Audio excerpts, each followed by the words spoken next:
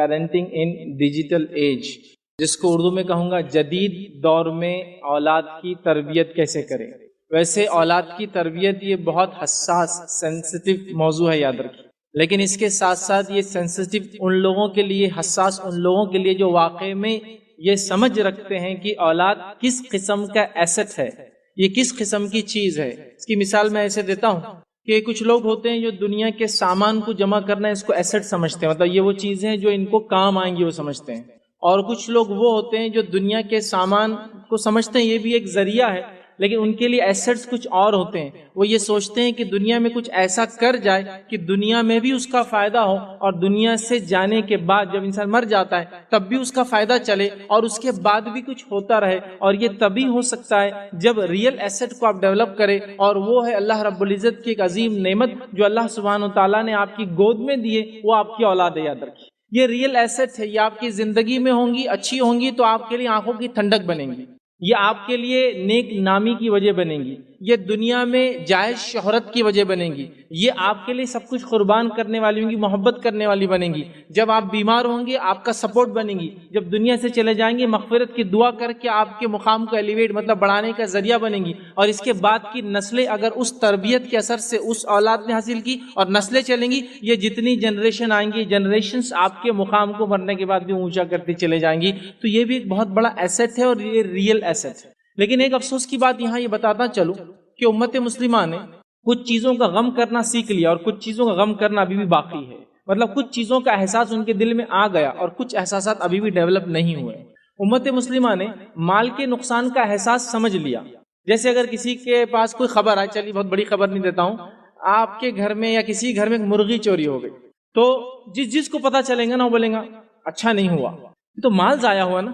تو مال کے ضائع ہونے پر مطلب آپ کے پاس جو مال و دولت ہے اس کے ضائع ہونے پر، چوری ہونے پر، برباد ہونے پر افسوس کرتے ہیں۔ کسی گاڑی کا ایکسیڈنٹ ہو گیا، کیا کرتے ہیں آپ لوگ؟ افسوس جتاتے ہیں، اچھا نہیں ہوا۔ اب چاہے دل میں خوشی ہو رہی، کچھ لوگوں کا ایک الگ مسئلہ ہے وہ حسد کا، لیکن ان جنرل سینس آپ بولتے اچھا نہیں ہوا۔ تو مال کے ضائع ہونے پر افسوس کرنا ہم نے سیکھ لیا۔ تو میں یہاں ایک نصیحت کرتا چلوں کہ اپنی اولاد کے ضائع ہونے پر بھی افسوس کرنا ہم لوگ سیکھ لیں، چونکہ امت مسلمہ کے ہم محلوں سے جب گزرتے ہیں کوئی برائی کے معنی میں نہیں ہے، لیکن ہم کو سیکھنا ہے، تربیت تو حاصل کرنا ضروری ہے۔ جب ہم گزرتے ہیں اور ہمارے بچوں کی بے راہ روی دیکھتے ہیں تو ہم کو وہاں بھی افسوس ہونا چاہیے کہ اولاد کے ضائع ہونے پر افسوس کہاں کر رہے ہیں، ہم نہیں کر رہے ہیں، بلکہ کبھی کبھار تو اولاد کے ضائع ہونے پر، برباد ہونے پر، غلط کام کرنے کو فخر اور شہرت کی وجہ ہم سمجھ رہے ہیں۔ سمجھ رہے ہیں بات کو؟ مطلب بدنامی ہوئی تو کیا ہوا، ایک نام بھی تو ہوا اس میں، مطلب اس لیول پہ ہم آ چکے ہیں کہ میں بدنام ہوں لیکن نام کتنا اخباروں میں آ گیا نا، چلو کوئی نہ کوئی تو پہچاننے لگ گیا اب ہم لوگوں کو، اس لیول پر آ چکے ہیں۔ مطلب یہ ٹی آر پی والا گیم چل رہا ہے ہر طرف، مطلب لوگ اپنی شہرت کے لیے، اپنے نام کے لیے سب کر رہے ہیں۔ تو ہمیں یہ افسوس کرنا سیکھنا ہوگا اولاد کے ضائع ہونے پر۔ آئیے، چونکہ میرا عنوان پیرنٹنگ ان ڈیجیٹل ایج ہے، بہت حساس ٹاپک ہے، جدید دور میں اولاد کی تربیت میں اور آپ کیسے کریں، تو پہلے آئیے قرآن کی ایک آیت میں آپ کے سامنے رکھتا ہوں اور اس کو جاننے کی ہم کوشش کرتے ہیں کہ اولاد کیا چیز ہے۔ اللہ رب العزت قرآن کے اندر سورہ نمبر 64 آیت نمبر 15 میں فرماتا اور کہتا ہے انما اموالکم واولادکم فتنہ، کہ تمہارے لیے تمہارے جو ہے مال اور اولاد فتنہ ہے، مطلب آزمائش ہے، ٹیسٹ ہے، ٹرائل بھی ہو سکتا ہے اور ٹربولیشن بھی ہو سکتا ہے۔ یہ ایک ٹیسٹ ہے۔ آزمائش کئی چیزوں کے معنی میں ہوتی ہے، اچھے لوگوں کے لیے یہ اچھے معنی میں ہوتی ہے اور برے لوگوں کے لیے عذاب کے معنی میں ہوتی ہے۔ تو ہماری اولاد ہمارے لیے آزمائش ہے، اور یہ آیت قرآن میں 2 جگہ دہرائی گئی۔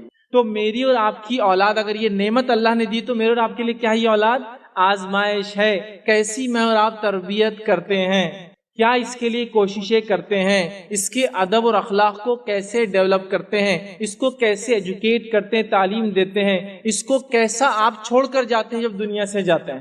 تو یہ آزمائش ہے، یاد رکھیے، یہ ٹیسٹ ہے۔ جیسے کہ ہم جانتے ہیں قابل نے حابل کا قتل کیا، ٹھیک ہے، قابل نے حابل کا قتل کیا۔ لوگ بہت کنفیوز ہوتے ہیں اس میں، ہے نا، کیونکہ ایجوکیشن کا سیشن ہے، یہ بھی رکھ دیتا ہوں۔ تو آپ یاد رکھیے قاف سے قابل اور قاف سے قاتل، ٹھیک ہے، تو آپ بھولیں گے نہیں آپ کس نے کس کا قتل کیا۔ تو قابل نے حابل کا قتل کیا، یاد رکھیے، ٹھیک ہے۔ تو اللہ کے رسول صلی اللہ علیہ وسلم فرماتے، بخاری کی روایت ہے، قیامت تک جتنے مرڈرز ہوں گے قابل کو ایک پارٹ اس کا ملتے رہیں گا، چونکہ اس نے گناہ کی شروعات کی۔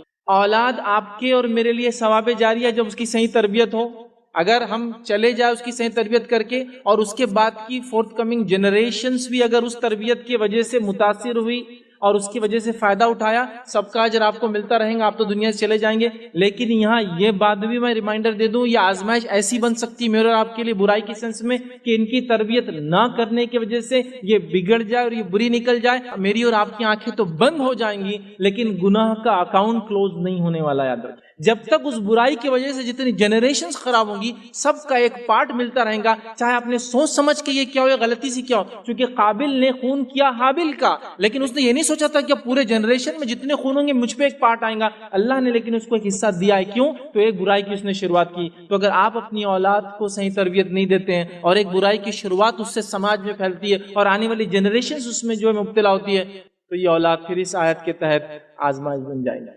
زبردست آزمائش. تو ہماری اولاد یہ ایک ایسٹ ہے، یاد رکھیں. اب ان کی تربیت کب سے کب تک وہ بھی ہم جان لیتے ہیں تاکہ کبھی ہوتا ہے کب لے جا کر کہاں تک تربیت کرے. تو آئیے میں اس بات کو آپ کو واضح کرتا ہوں. اولاد کی تربیت ان کی پیدائش سے ان کی موت تک یا ان کی پیدائش سے ہماری موت تک. کب تک تربیت اولاد کی؟ اولاد کی تربیت مجھے اور آپ کو کرنا ہے ان کی پیدائش سے ان کی موت تک یا ان کی پیدائش سے ہماری موت تک. دلیل یعقوب علیہ الصلوۃ والسلام کا واقعہ. یعقوب علیہ الصلوۃ والسلام کے تعلق سے قرآن نے فرمایا، بنی اسرائیل سے کہا، اے بنی اسرائیل کے لوگوں، کیا تم تھے جب یعقوب کی موت کا وقت آیا؟ یعقوب نے کیا وصیت کی؟ کیونکہ بنی اسرائیل اس وقت شرک کر رہی تھی. یعقوب علیہ السلام کی وصیت قرآن نے دہرائی. انہوں نے کہا، میرے بچوں، میرے دنیا سے جانے کے بعد کس کی عبادت کرو گے؟ تو بچوں نے کہا، ہم اے جو ہے ہمارے والد، ہم ابراہیم کے رب اور اسماعیل کے رب اور اسحاق کے رب ایک اللہ کی بات کریں گے. تربیت چالو ہے، مر رہے ہیں، تربیت کرتے جا رہے ہیں، اور سب سے امپورٹنٹ ایشو کی تربیت کرتے جا رہے ہیں، توحید، ایک اللہ کی بات. سمجھ رہے ہیں بات؟ تو تربیت کب سے؟ ان کی پیدائش سے ان کی موت تک. یعقوب علیہ السلام کی ڈیتھ ہے اور وہاں کر رہے ہیں. ابراہیم علیہ السلام کی زندگی لے لیں، وہ اپنے بچوں کی تربیت پیدائش سے کر رہے ہیں. پھر بچے کی شادی اسماعیل علیہ السلام کی ہو جاتی ہے، وہ گھر آ کر جاتے ہیں، ایک خرابی گھر میں دیکھتے ہیں، وہاں اصلاح کر کے جاتے ہیں. تو تربیت کا مرحلہ کبھی میرا اور آپ کا ختم ہونے والا نہیں ہے، اس بات کو یاد رکھ لے. تو وہ مر جائیں گے یا ہم مر جائیں گے، لیکن سلسلہ تربیت کا ختم انشاءاللہ عزیز نہیں ہونے والا. اس بات کو ہم اپنے پلے باندھ لیں. ایک زمانہ تھا لوگوں نے تربیت کا ایک عجیب طریقہ اختیار کر رکھا تھا، وہ غلط تھا. کچھ لوگوں کے لیے صحیح ہو سکتا ہے، کچھ بچوں کے لیے صحیح ہو سکتا ہے، سب کے لیے نہیں تھا. وہ تربیت کا کیا مرحلہ تھا؟ یہ کام کر دو نہیں تو پیر توڑ دوں گا، یہ نہیں ہو تو ہاتھ توڑ دوں گا، فلاں نہیں کیا تو بیت سے آج جو تمہاری جو ہے ٹانگیں توڑ دوں گا، اور فلاں کر دوں گا، اور یہ کر دوں گا. اور ایک مرحلہ گزرا، لوگ بیان کرتے، میرے سامنے بھی لوگ آتے، کبھی افسوس بھی ہوتا ہے، ہنسی بھی آتی، تعجب بھی ہوتا ہے. میاں ہماری تربیت تو ہماری تربیت کیا تھی؟ وہ تربیت ہمارے پاس تو یہ سسٹم تھا، ہمارے استاد بولے اگر یاد نہیں کیے تو چنا لیتے تھے یا پتھر لے کان پہ لگاتے تھے اور ایسا دباتے تھے، سب یاد ہو جاتا تھا. میں نے کہا اگر یہاں کوئی ایسی نرو ہے یا کوئی نس ہے جس کے دبنے سے یاد ہو جاتا ہے تو ٹھیک، تھراپی ٹھیک تھی. مطلب یہ لرننگ سسٹم ٹھیک تھا کہ یہ سینسیٹیو نرو ہے، دبا دیے تو یاد ہو جاتا، تب تو یہ ٹھیک تھا. لیکن نہیں بولے، ویسا نہیں بولے، وہ تکلیف. پھر ہم نے یاد کر لی، ہم کو بیٹے مرغا بنائے تو آج ہم یہاں تک پہنچے. تو پھر کبھی کبھار سوچ ہوتی ہے اگر آپ مرغا نہیں بنتے نا انشاءاللہ اڑتے تھے. پھر آپ مرغا بنانے کی وجہ سے یہیں تک پہنچے آپ. چونکہ نبی اکرم صلی اللہ علیہ وسلم کی تربیت میں مار نہیں ملتی ہم کو، مسئلہ یہ ہے. اور نبی اکرم صلی اللہ علیہ وسلم سے زیادہ انسانیت کو سمجھنے والا کوئی نہیں ہو سکتا سوائے ہمارے رب کو چھوڑ کر. تو آپ چونکہ انسانیت کے آخری نبی تھے اور قیامت تک کے لیے تھے، آپ نے بچوں کی تربیت کا طریقہ بتایا ہے. اس میں مار نہیں ہے بھائی، ڈانٹ نہیں ہے، اس میں پھٹکار نہیں. انس بن مالک رضی اللہ عنہ فرماتے ہیں ان کی والدہ نے ننھے منھے چھوٹے تھے لا کر خدمت میں دے دیا، اللہ کے رسول کو غلام بنا لیجیے میرے بیٹے. اور ظاہر سی بات ہے اس سے بڑا ایک شرف کسی انسان کے لیے کیا ہو سکتا ہے کہ ایسی ذات کا وہ غلام بن جائے. نبی اکرم صلی اللہ علیہ وسلم رکھا، 10 سال رہے ان کے پاس، خدمت کرتے تھے، راحت میں رہتے تھے، نمازیں دیکھتے تھے، وضو کے پانی، طہارت کو آپ صلی اللہ علیہ وسلم جاتے بیت الخلاء تو پانی لے کر ساتھ جاتے تھے، کہتے نہیں میں لے کے چلوں گا ساتھ. وہ کہتے 10 سال رہا، 10 سال میں نبی اکرم صلی اللہ علیہ وسلم نے کہی مجھے اوف بھی نہیں کہا. مارنا، ابیوز کرنا، ڈانٹنا تو بہت دور کی، اوف کا لفظ انہوں نے مجھے نہیں کہا. جبکہ ایک چھوٹا بچہ کیا کیا غلطیاں کر سکتا ہے آپ بھی سمجھ سکتے ہیں، مجھے بہت زیادہ ایکسپلین کرنے کا، اوف بھی نہیں کہا. تو وہ میتھڈ کچھ بچوں کے لیے ہو سکتا ہے، بٹ یہ میتھڈ مارنے کا، وارننگز کا، دھونس دینے کا، ہاسٹل میں بھیج دینے کا، مدرسے میں ڈالنے کا، یہ وارننگز مت دیجیے، یہ کام نہیں کرنے والی، یہ طریقہ درست نہیں. یہ کبھی بھی میتھڈ ٹھیک نہیں تھا، آج بھی ٹھیک. اب جدید دور میں جبکہ حالات یہ ہے کہ بچے ایسے ایسے ڈیسیجنز لے رہے ہمارے کوئی غلط بیانی پر کہ خبریں یہاں تک آتی ہے کہ فلاں نے اپنی جان لے لی، سوسائڈ کر لیا، خودکشی کر لیا. بچوں کی بات کہہ رہا ہوں، ان والدین پہ کیا گزرتی ہے، اللہ تعالیٰ ان کو صبر دے. لیکن یہ دور بہت مختلف ہے، بہت تبدیل ہو رہا ہے. ہمارے پاس تو ہر چیز بدل رہی ہے. اگر آپ ڈیجیٹل دنیا کو نہیں جانتے تو آپ نہیں سمجھ پاتے ہیں. لیکن میں یہاں تک لوگوں سے کہتا ہوں کہ اگر آپ کا بچہ اکیلے میں بہت زیادہ کمرے میں رہتا ہے اور انٹرنیٹ اس کے اندر ہے فری ایکسس، کبھی کبھار چیک کر لیا کریں. اگر آپ کا بچہ آپ سے پاکٹ منی نہیں مانگتا اور کہہ رہا ہے کہ میں تو سیلف جو ہے سسٹین کرتا ہوں اس لیے کہ انٹرنیٹ کے تھرو میری انکم ہے، پلیز ایک بار جانچ لیں وہ کیسا ارن کرتا ہے. کیونکہ میں ایسے لوگوں کو بھی جانتا ہوں، ایسے بچوں کو بھی جانتا ہوں جو $100 پر آور کماتے ہیں. صرف کرنا کچھ نہیں ہوتا ہے، ان کو ویب کیم کے سامنے بغیر شرٹ کے بیٹھنا ہوتا ہے لڑکوں کو، اور ان کے اکاؤنٹ میں پیسے آ جاتے ہیں. بٹ آپ کو پتا ہونا چاہیے وہ کیا یوز کرتے ہیں ان کی ویڈیوز کو اور کس سے ارن کرتے ہیں. تو یہ ڈیجیٹل ایج ہے. اگر اس ایج کو آپ نہیں سمجھ سکتے ہیں تو آپ بہت پیچھے ہیں. دوسرا بتا دوں، کسی زمانے میں لوگ کہتے تھے ایک طبقہ جو ہے وہ 100 سال کا ہوتا ہے، 100 ایئر میں جنریشن چینج ہوتی ہے. ایک طبقہ ہے جو 50 ایئرس میں بدلتا ہے، ایک طبقہ ہے جو 25 سال میں بدلتا ہے. میں کہتا ہوں آج کی جنریشن جو چینج ہوتی ہے وہ 18 منتھس کے حساب سے چینج ہوتی ہے، چونکہ ڈیجیٹل ایج 18 منتھس میں اپنے آپ کو تبدیل کرتا ہے. اور ڈیجیٹل ایج کا اگر خصوصی آپ دیکھیں، 18 منتھس میں چیزوں کا میموری ڈبل ہوتی ہے اور سائز ہاف ہو جاتا ہے. یہ آئی ٹی کا رول یاد ہے کہ چیزوں کی میموری ڈبل ہو جائیں گی، سائز ہاف ہو جاتا ہے نا.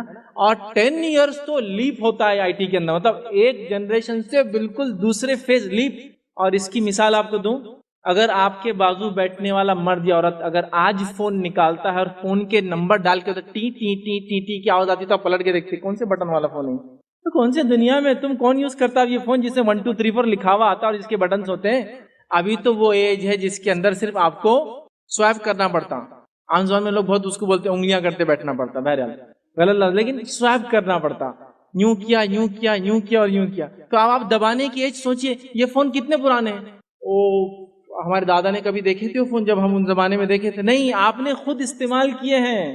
10 ایئرس میں دیکھیے کیا چینج ہوگا. اس کے بعد کے 10 ایئرس کیا تبدیلی لائیں گے وہ یہ ہے کہ ہو سکتا ہے فون بھی استعمال نہ کریں. ریئلی کہہ رہا ہوں. آپ کے پاس ایک لائٹ ہوگا، ایک لائٹ امیٹنگ کوئی چیز ہوگی جس کا امیج کسی چیز سے پڑیں گے، آپ اس پہ پورے فنکشن کریں گے اور وہ ایکٹ کریں گا. جس طرح سے فزیکل ہے وہ فزیکل سے بھی نکل کر وہ لائٹ کے تھرو پورے ٹرانسمیشن جائیں گے اور فیس بدل جائیں گا. آپ نے دبایا وہ کسی امیج پر، آپ نے یہاں دبایا، آپ کا ٹیبل آپ کا فون ہے، آپ کا ہر چیز جہاں امیج پر. یہ ایج میں آپ جانے والے ہیں. اور اس ایج میں اگر آپ نے اپنے بچوں کو نہیں سنبھالا، یہ ریئل ایسٹ کو ڈیولپ کرنے پہ دھیان نہیں دیا تو خسارے میں ہوں گے نہیں ہوں گے ہم. تو والدین جو ہے نا اپنے آپ کو بہت جلدی چینج کریں، اپڈیٹ ہو. ماحول، سماج کیا چل رہا ہے، دنیا میں کیا جا رہا ہے، یہ چکر میں نہ بیٹھے ارے یہ تو ابھی 50 سال میں ایک جنریشن چینج ہوتی ہے، 50 ایئرس والا زمانہ گیا، 10 ایئرس میکسیمم ایک جنریشن چینج ہونے کو آج لگتا ہے. تو لہٰذا میری ایج میں ابھی 4th جنریشن دیکھ رہا ہوں. میرے حساب سے میری ایج کا اندازہ بھی آپ نے لگا لیا ہوں. ٹھیک 10 سال کا ایک اگر جنریشن ہے، 39 ہو چکی ہے. ٹھیک، تو آپ اندازہ لگائیے. تو اب آپ وہ اس میں نہیں بیٹھ سکتے. ٹھیک، تو اب آپ کو مستعد ہو کر تیاری کرنا. آئیے کچھ پوائنٹس، کچھ نکات آپ کے سامنے سرسری طور سے رکھتا ہوں اس امپورٹنس کو سمجھنے کے بعد کہ ڈیجیٹل ایج میں پیرنٹنگ جو ہے بچوں کے والدین ہونا، اس کے کیا تقاضے، کتنی اہمیت ہے، اور کون سے پوائنٹس کو آپ خاص طور سے اپنے ذہن میں رکھیں گے تاکہ انشاءاللہ عزیز اگلی جنریشن، اگلی نسلوں کو ویسے ہم نرش کر سکے، ویسے ان کو جو ہے تیار کر سکے جیسا مطلوب ہے دینی اعتبار سے اور جیسا فائدہ مند ہوگا انشاءاللہ عزیز دنیاوی اعتبار سے. اچھا ایک بات اور کلیئر کر دوں، دین پر چلنے سے آپ دنیا میں پیچھے نہیں رہتے. یاد رکھیں، رب کو خوش کر کے آپ پیچھے کبھی نہیں ہو سکتے. بات آپ طے ہے. اللہ کو خوش کر کے کیا کوئی دنیا میں پیچھے رہا ہے؟ ہاں، پیچھے دکھ سکتا ہے اور رہتا نہیں. یہ بات یاد رکھیے اپنی جگہ. دکھ سکتا ہے آپ کو کہ میں نے تو یہ کر لیا، تو میں نے یہ چھوڑ دیا، دین کو چھوڑ دیا، تو آج میں یہاں ہوں اور میرا ایک دوست وہیں پڑا ہے. لیکن ریئل سینس میں یاد رکھیے کامیاب ہے وہ لوگ جنہوں نے اپنے رب کے بھیجے ہوئے الہامی دین کو پہچانا، اس پہ عمل کیا، اس کے مطابق زندگی گزار کے دنیا سے چلے گئے. تو ٹیمپرری طور سے ہو سکتا ہے آپ کو نظر آئے کچھ چیزیں، ٹھیک ہے، لیکن ہم کو سمجھنے کی ضرورت ہے. اس سے پہلے کہ آگے نکات کی طرف جاؤں، ایک پوائنٹ اور کلیئر کر دوں جو مجھ سے پہلے جو ہے سرفراز خان صاحب نے جو ہے اس کو وضاحت کی. لٹریٹ اور ایجوکیٹ کا یہ جو ڈفرنس ہے اس کو سمجھنا ہوگا. سمجھ رہے آپ؟ یہ ڈگریز ہونا ایک اچھی بات ہے لیکن ڈگریز ہونا ضروری نہیں ہے. سمجھ رہے آپ بات کو؟ میرا یہ ماننا ہے کہ ایک آدمی اگر ایک گاڑی کو اچھے سے بناتا ہے تو وہ میکینکس کے اپنے اس فن میں ایجوکیٹڈ پرسن ہے اور وہ ہو سکتا ہے بہت ارن بھی کرتا ہوں اس کے اندر، وہ ایجوکیٹڈ ہے. ایک آدمی اگر اچھا اسپورٹس مین ہے تو میرا یہ ماننا ہے کہ وہ اسپورٹس میں ایجوکیٹڈ ہے اور اس فیلڈ کا وہ ماہر ہے، اس میں آگے بڑھ سکتا ہے. ایک آدمی اگر جھاڑو دیتا ہے، ہی نوز، اس کو پرفیکشن ہے، اس کو پتا ہے کون سا صفائی کام کیسا کرتے ہیں، تو وہ ایجوکیٹڈ ہے اپنے اس فن کے اندر. وہ لٹریٹ نہیں ہے، کوئی ڈگری نہیں دی گئی اس کو کہ ہاں یہ بی اے ان جو ہے سویپنگ ہے یا جو ہے ڈپلوما ان رومنگ ٹیکنالوجی ہے، کچھ نہیں، وہ نہیں ہے. بٹ وہ اپنے اس فن میں ایجوکیٹڈ ہے. یہ الگ بات ہے کہ یونیورسٹیز اور اسکول کا ایک سسٹم بنایا گیا تاکہ لوگوں کے پاس ڈگریز ہو جس سے ہم جانچ بھی سکے کہ کون کتنا پڑھا لکھا ہے. لیکن یہ ہونا ضروری نہیں ہے، جس کی دلیل آپ اپنے گھروں میں ان بوڑھے لوگوں کے طرف دیکھ سکتے ہیں جو آپ کے دادا، آپ کی دادی، آپ کے نانا، آپ کے نانی، آپ کے والدین کی شکل میں. وہ اسکول ہو سکتا نہیں گئے ہوں گے لیکن اللہ گواہ ہے وہ آج بھی آپ سے زیادہ ایجوکیٹڈ ہے. میں اس کی گواہی دے سکتا ہوں. آپ کو چھوٹے سے لے کر بڑے سے بڑے چیزیں میں آپ کو گائیڈ کر سکتے ہیں کہ یہاں مسٹیک کر رہے ایسا مت کرو، ان کی تجربات. تو کیا آپ یہ کہیں گے کہ ان کے پاس کوئی ڈگری نہیں ہے تو ایجوکیٹڈ نہیں ہے؟ وہ بہت ایجوکیٹڈ ہے. ہاں ایک بات ہے لٹریسی آپ بول سکتے ہیں ان کے پاس کوئی ڈگری نہیں ہے. تو یہ بات آپ سمجھ لیا تھا کہ اب آئیے پیرنٹنگ جو ڈیجیٹل ایج کے اندر ہم کیسے کریں گے. میں کچھ پوائنٹس رکھوں گا آپ کے سامنے سرسری، آپ اس کو جو ذہن میں رکھیں. جدید دور میں کیسی تربیت کریں گے اور اس کے لیے کیا چیز آپ دھیان میں رکھیں گے. ٹھیک ہے، ہماری جو ہے یہ جو اسپیچ کا جو میرا پارٹ ہوگا پورا بچوں کے نقطۂ نظر سے ہوگا. سمجھ رہے آپ کہ وہ کیسا سوچتے ہیں اور آپ کو کیا کرنا ہے؟ سمجھ رہے آپ؟ تو آپ کو کیا کرنا ہے اور وہ کیسا سوچتے ہیں ایسا ہے. اب آپ اپنے آپ کو بچوں کی جگہ رکھ کے اپنے والدین کی طرف مت سوچیے، ڈائریکشن ادھر مت لے جائیے، ڈائریکشن نیچے کی طرف. تو کبھی ہوتا ہے کہ میں نے کہہ دیا کہ پہلے زمانے میں مارتے تھے، تو اب آپ اپنے بچوں کو مارنا کم کرنا چھوڑ کر آپ یہ سوچتے میری امی نے کتنا مار، آپ ادھر کیوں جا رہے ہیں؟ اپنا ڈائریکشن چینج کرنا ہے. مطلب ہمارے ساتھ کیا ہوا نہیں دیکھنا ہے، کیا کرنا ہے اس پر ہے. تو پوائنٹس کبھی کبھار ایسے لگتے ہیں کہ بچوں کے سپورٹ میں بول رہا ہوں، میں بچوں کو باغی کر رہا ہوں. نہیں، میں ان کا نقطہ نظر رکھوں گا، ان کا اینگل سوچنے کا، اور آپ کو کیا کرنا ہے اس اینگل سے ہم بات کریں گے انشاءاللہ. ٹھیک ہے، تو آئیے پہلی چیز جو بچوں کو اس ڈیجیٹل ایج میں آپ کو کرنا ہے، کیونکہ اوور آل ہم کو بات کرنا ہے، کوئی ایک پوائنٹ مجھے صرف نہیں لینا ہے. تو پہلی چیز یہ کہ بچوں سے بات کرو اور بچوں کی بات سنو. یہ سب سے پہلا پوائنٹ یاد رکھیں، بچوں سے بات کرو اور بچوں کی بات سنو. آج ہمارے پاس اس ڈیجیٹل ایج کا سب سے بڑا خسارہ جو بچوں نے اٹھایا وہ یہ ہے کہ ان کے پیرنٹس خود اتنے بزی ہے اس ایج کے اندر کہ ان سے نہ بات کرتے نہ ان کی بات سنتے ہیں. اور یہ سب سے سیویئر پرابلم ہے، کیونکہ آپ جب ابن آدم سے اللہ نے آدم علیہ السلام کو بنایا تو اکیلے نہیں رہ سکے، تو فوراً ہوا بنا دی. فطرتیں ہیں کچھ انسان کی، تو آپ بات نہیں کریں گے، سنیں گے نہیں. نتیجہ یہ ہونے والا ہے کہ وہ انسان ہو سکتا ہے ایسے لوگوں کے ایسی باتوں میں آ جائے جو اس کی زندگی کے لیے بہت زیادہ نقصان دہ ہو. اور بچوں کی فطرت کو اس بات کو میری سمجھ لے، جو ان کی بات سنتا ہے وہ اس سے خوش ہوتے ہیں. ایک بچہ ہے آپ کا، ٹھیک ہے، اور آپ اس سے بات نہیں کرتے، اور یہ ایک مزاج بن چکا ہم لوگوں کا. اس لیے کہ فادر، ایک باپ ہونے کے ناطے آپ گھر آنے کے بعد بھی آپ کے پاس ایک چیز چٹکی ہوئی ہے، وہ کیا ہے؟ موبائل. اچھا، بچہ آپ کو اسی میں دیکھتا ہے، وہ آ کے بولتا ہے ابو یہ بہت امپورٹنٹ کام چل رہا. ٹھیک، اس کے بعد آپ کھانا کھاتے بیٹھے ہیں، پھر کیا ہے آپ کے پاس؟ وہ کچھ بولنا چاہتا ہے، پھر وہی چیز چٹکی ہوئی آپ کے پاس، موبائل. کسی کے پاس لیپ ٹاپ ہے، کسی کے پاس کچھ اور ہے، بہرحال جو بھی ہے، اور آپ اس کو سنتے نہیں ہیں. اب وہ کیا سنائیں گا آپ؟ تو ان سے بات کرو اور ان کی بات سنو. یہ سب سے پہلا کام ہم کو اور آپ کو کرنا ہے. ہمارے پاس لیڈیز کا بھی آج کل یہ حال ہوگا، اتنے بزی ہے، چونکہ انٹرنیٹ کے دور نے ان کو بڑا فائدہ ہی پہنچا ہے ماشاءاللہ. آج روز نئے کھانے بنتے ہیں، چونکہ روز نئی ریسیپی دیکھتے ہیں، لیکن آپ بچوں پہ کیا اتنا دھیان دے رہے ہیں؟ نہیں، وہ آپ اسی میں بزی ہیں. پھر اس کے بعد پہلے تو یہ زمانہ تھا کہ امی کو کچھ کمپلینیں ہوتی تھی ادھر سے ادھر، اب تو یہ ہوگا کہ لائیو کمپلینس ہو رہی. دیکھو میں آئیڈیا سے لے جاتی ہوں موبائل چالو کر کے، میری ساس کیسے ایکٹیویٹی کر دے گا. اب دیکھو امی تم، اب آپ لائیو سیناریوز اور شوز بتا رہے ہیں ادھر، اور آپ بزی ہے اس کام کے اندر، اور بہت ساری چیزیں. میں تو خالی جوکنگلی بات کر رہا ہوں، برا مت لگنے دیجیے آپ لوگ، ٹھیک ہے. تو آپ دیکھیں وہ چیز چلے گئی جو بچوں کے ساتھ ایک کوآرڈینیشن، کوآپریشن، کولیبوریشن، بات چیت کا جو مزاج تھا کہ بچے آ رہے ہیں، مل رہے ہیں، والد ان سے بات کر رہا، والدہ بات کری، بچے ویٹ کر رہے ہیں کہ باپ گھر میں داخل ہوں گا، والد گھر میں داخل ہوں گا، اور وہ اس کے اوپر کودیں گے، اس کو وہ کریں گے. یہ آلریڈی تھکا ہوا ہے اور اس کے ساتھ ایک فون لگا ہوا ہے اور وہ کنٹینیوس اس میں لگا ہوا ہے. پھر نتیجہ یہ ہے کہ اپنے کمرے میں بھی چلے گا، جب بچے نہیں بھی ہے تو ایک کی پیٹھ ادھر ہے، دوسرے کی پیٹھ ادھر ہے. ایک میاں کہلاتا ہے، دوسرا بیوی کہلاتی ہے، اور دونوں بزی ہیں. تو اب ایسے ایج میں بتائیے یہ بچے کیسے آپ تربیت دے سکتے ہیں؟ اچھا، ایسا کچھ ٹیکنیک ہے جیسا کہ آپ نے بچے کو دیکھا اور وہ تربیت یافتہ ہو گیا، بچے نے آپ کو دیکھا اور آپ کو پورے اس کے میسیجز ڈیکوڈ ہوگا کہ اس نے یہ سوچ رہا تھا، یہ بول رہا تھا، دن بھر یہ ہوا. ایسا کوئی سسٹم ہے کیا؟ چوٹیوں میں ایسا ایک سسٹم ہوتا ہے، وہ ایک دوسرے کے سامنے آتی ہے اور اپنا لعاب، ایک مادہ ان کے جسم سے ہوتا ہے، ایک دوسرے کے منہ کو لگا کے نکل جاتے ہیں، بٹ اس میں سائنٹیفکلی پورا ان کا دن بھر کا کوڈنگ ہوتا ہے، یہاں میٹھا تھا، یہاں یہ پڑا ہوا تھا، میں یہ ڈائریکشن میں گئی، اور وہ دیکھے وہ ڈیکوڈ کرتے ہوئے دوسری کر لیتے تھے. لیکن انسانوں ویسا اللہ نے نہیں دیا کہ ایسا ایک پیکٹ چھوڑ دو یا ایک پیکٹ دے دیا اور وہ پورا ڈیکوڈ کرتے بیٹھ رہا کہ دن بھر کا یہ ہوا، سمجھ گیا اور آپ کو میسج آ گیا، اوکے میسج ریسیوڈ، میرا وہ ہو گیا، ریڈ بھی کر لیا میں نے، دونوں بلو ہو گئے ٹکس، اور بچے نے بھی سمجھ لیا، والد نے. نہیں ہوتا، ہم لوگوں کو فزیکلی بیٹھنا پڑتا، فزیکلی بات چیت کرنا پڑتا. تو بات کرو اور بات سنو، یہ سب سے پہلا رول ہے، یاد رکھو. اس کے بعد ہی ساری چیزیں ہوں گی کہ اس نے کیا ایجوکیشن میں اپڈیٹ ہو رہا ہے، اس کے کیا ایشوز ہیں، وہ کیا سمجھتا ہے، وہ کیا چیز نہیں سمجھتا ہے، یہ تمام چیزیں آپ کر پائیں گے. سیکنڈ چیز جو یاد رکھنا ہے بچوں کے تعلق سے، یاد رکھیے، بات کرنے اور بات سننے کے بعد دوسری چیز، ان کے ساتھ کام کر کے ان کو چیزیں سکھائیے. آج کے دور میں ہم لوگ بچوں کے ساتھ کچھ بھی نہیں کرتے ہیں. ایک بار میں کسی کے پاس گیا تو ایک والد اپنے بچے کو کہنے لگے کہ یہ میرے نکمے بچے دیکھیے آپ. میں نے کہا یہ انٹروڈکشن کرنے کا ایک یونیک ڈھنگ ہے، سمجھو. مطلب بچے کو مینٹل روز سوسائڈ کراؤ ایسا بول بول کے کہ یہ ایسا، یہ فلاں، یہ نمونہ ہے. تو یہ دیکھیے نمونے، بولے یہ دیکھو، بولے بڑا اس کو تو ٹماٹے کیسے لانا نہیں سمجھتا. Very good. اس کو میں نے بھیجا بھاجی لانے میتھی کی، تو یہ لوسن لے کر آیا. میتھی کی بھاجی اور لوسن کے پتے ایک جیسے ہوتے ہیں، لیکن لوسن بکریوں کی گھاس ہوتی ہے ایک ٹائپ کی، اور میتھی کی بھاجی انسان کھاتے، یاد رکھیے. تو اس کو یہ نہیں سمجھتا. ویل ہو گیا یہ سب. وہ جب چلے گئے تو میں نے ان سے کہا کہ پہلی بات، آپ نے اپنے بچوں کو میرے سامنے ایسا بولا، سب سے بڑی غلطی تھی آپ کی، کبھی مت دہرانا ایسا. سیکنڈ چیز، میرا آپ سے سوال ہے، کتنے بار ان کو آپ نے بازار لے جا کے ٹماٹے لینا سکھائے؟ بولے ہمارے ابا نے تھوڑی سکھائے تھے ہم کو. میں نے کہا آپ کے اتنا ٹیلنٹ کہاں ہے ان بچوں میں کہ خود سب سیکھ لے؟ کیا آپ نے سکھایا لے جا کر کہ بیٹے یہ ٹماٹے ہیں، یہ ایسے ہوتے ہیں، زیادہ نرم ہوئے تو یہ خراب ہو جاتے ہیں، زیادہ سخت رہے تو نہیں لینا چونکہ پھر رکھنا پڑے گا 102 دن پکنے کے لیے؟ کیا سکھایا؟ تو کہا نہیں سکھایا تو نہیں. مطلب جب سکھایا نہیں تو آپ کو کوئی حق نہیں اس کو بولنے کا. اس طرح تو سیکھنا اور سکھانا ہے. نبی اکرم صلی اللہ علیہ وسلم، قرآن نے ایک مثال دی بچوں کے ساتھ کام کرنے کی. اللہ رب العزت نے ابراہیم علیہ السلام سے کہا کہ جاؤ میرے گھر کی تعمیر کرو. تو ابراہیم علیہ السلام گئے اور کس کے ساتھ تعمیر کی؟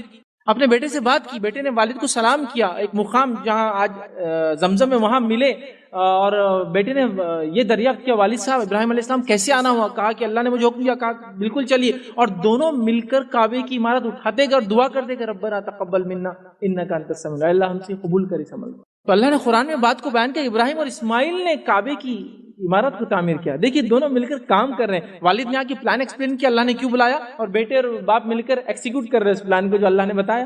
تو مل کر کام کرو، ان کو سکھاؤ، ہر چیز یاد رکھے چھوٹے سے بڑی. یہ ہماری غلطی ہوتی ہے کہ ایکسپیکٹ کرتے ہیں ان سے کوئی چیز جبکہ ان کو ہم ٹرین نہیں کرتے اس چیز کے لیے. یاد رکھے. دوسرا کام کیا کرنا ہے، ان کے ساتھ مل کے کام کرو. گارڈننگ ہو سکتا ہے، فلور کلیننگ ہو سکتا ہے، گھر کی صفائی ہو سکتا ہے، سرکاری بھاجی لانا ہو سکتا ہے، موبائل انٹرنیٹ کا یوز سکھانا ہو سکتا ہے، کوئی نئی گیجٹ وغیرہ جو گھر کے اندر ہے وہ سکھانا ہو سکتا ہے، کوئی نئی چیز آپ نے لی وہ سکھائی، کچھ بھی ہو سکتا ہے. ان کے ساتھ رہیے، کمیونیکیشن ڈیولپ ہوتا ہے اور اسے بڑے فائدے یاد رکھیں. ٹھیک ہے.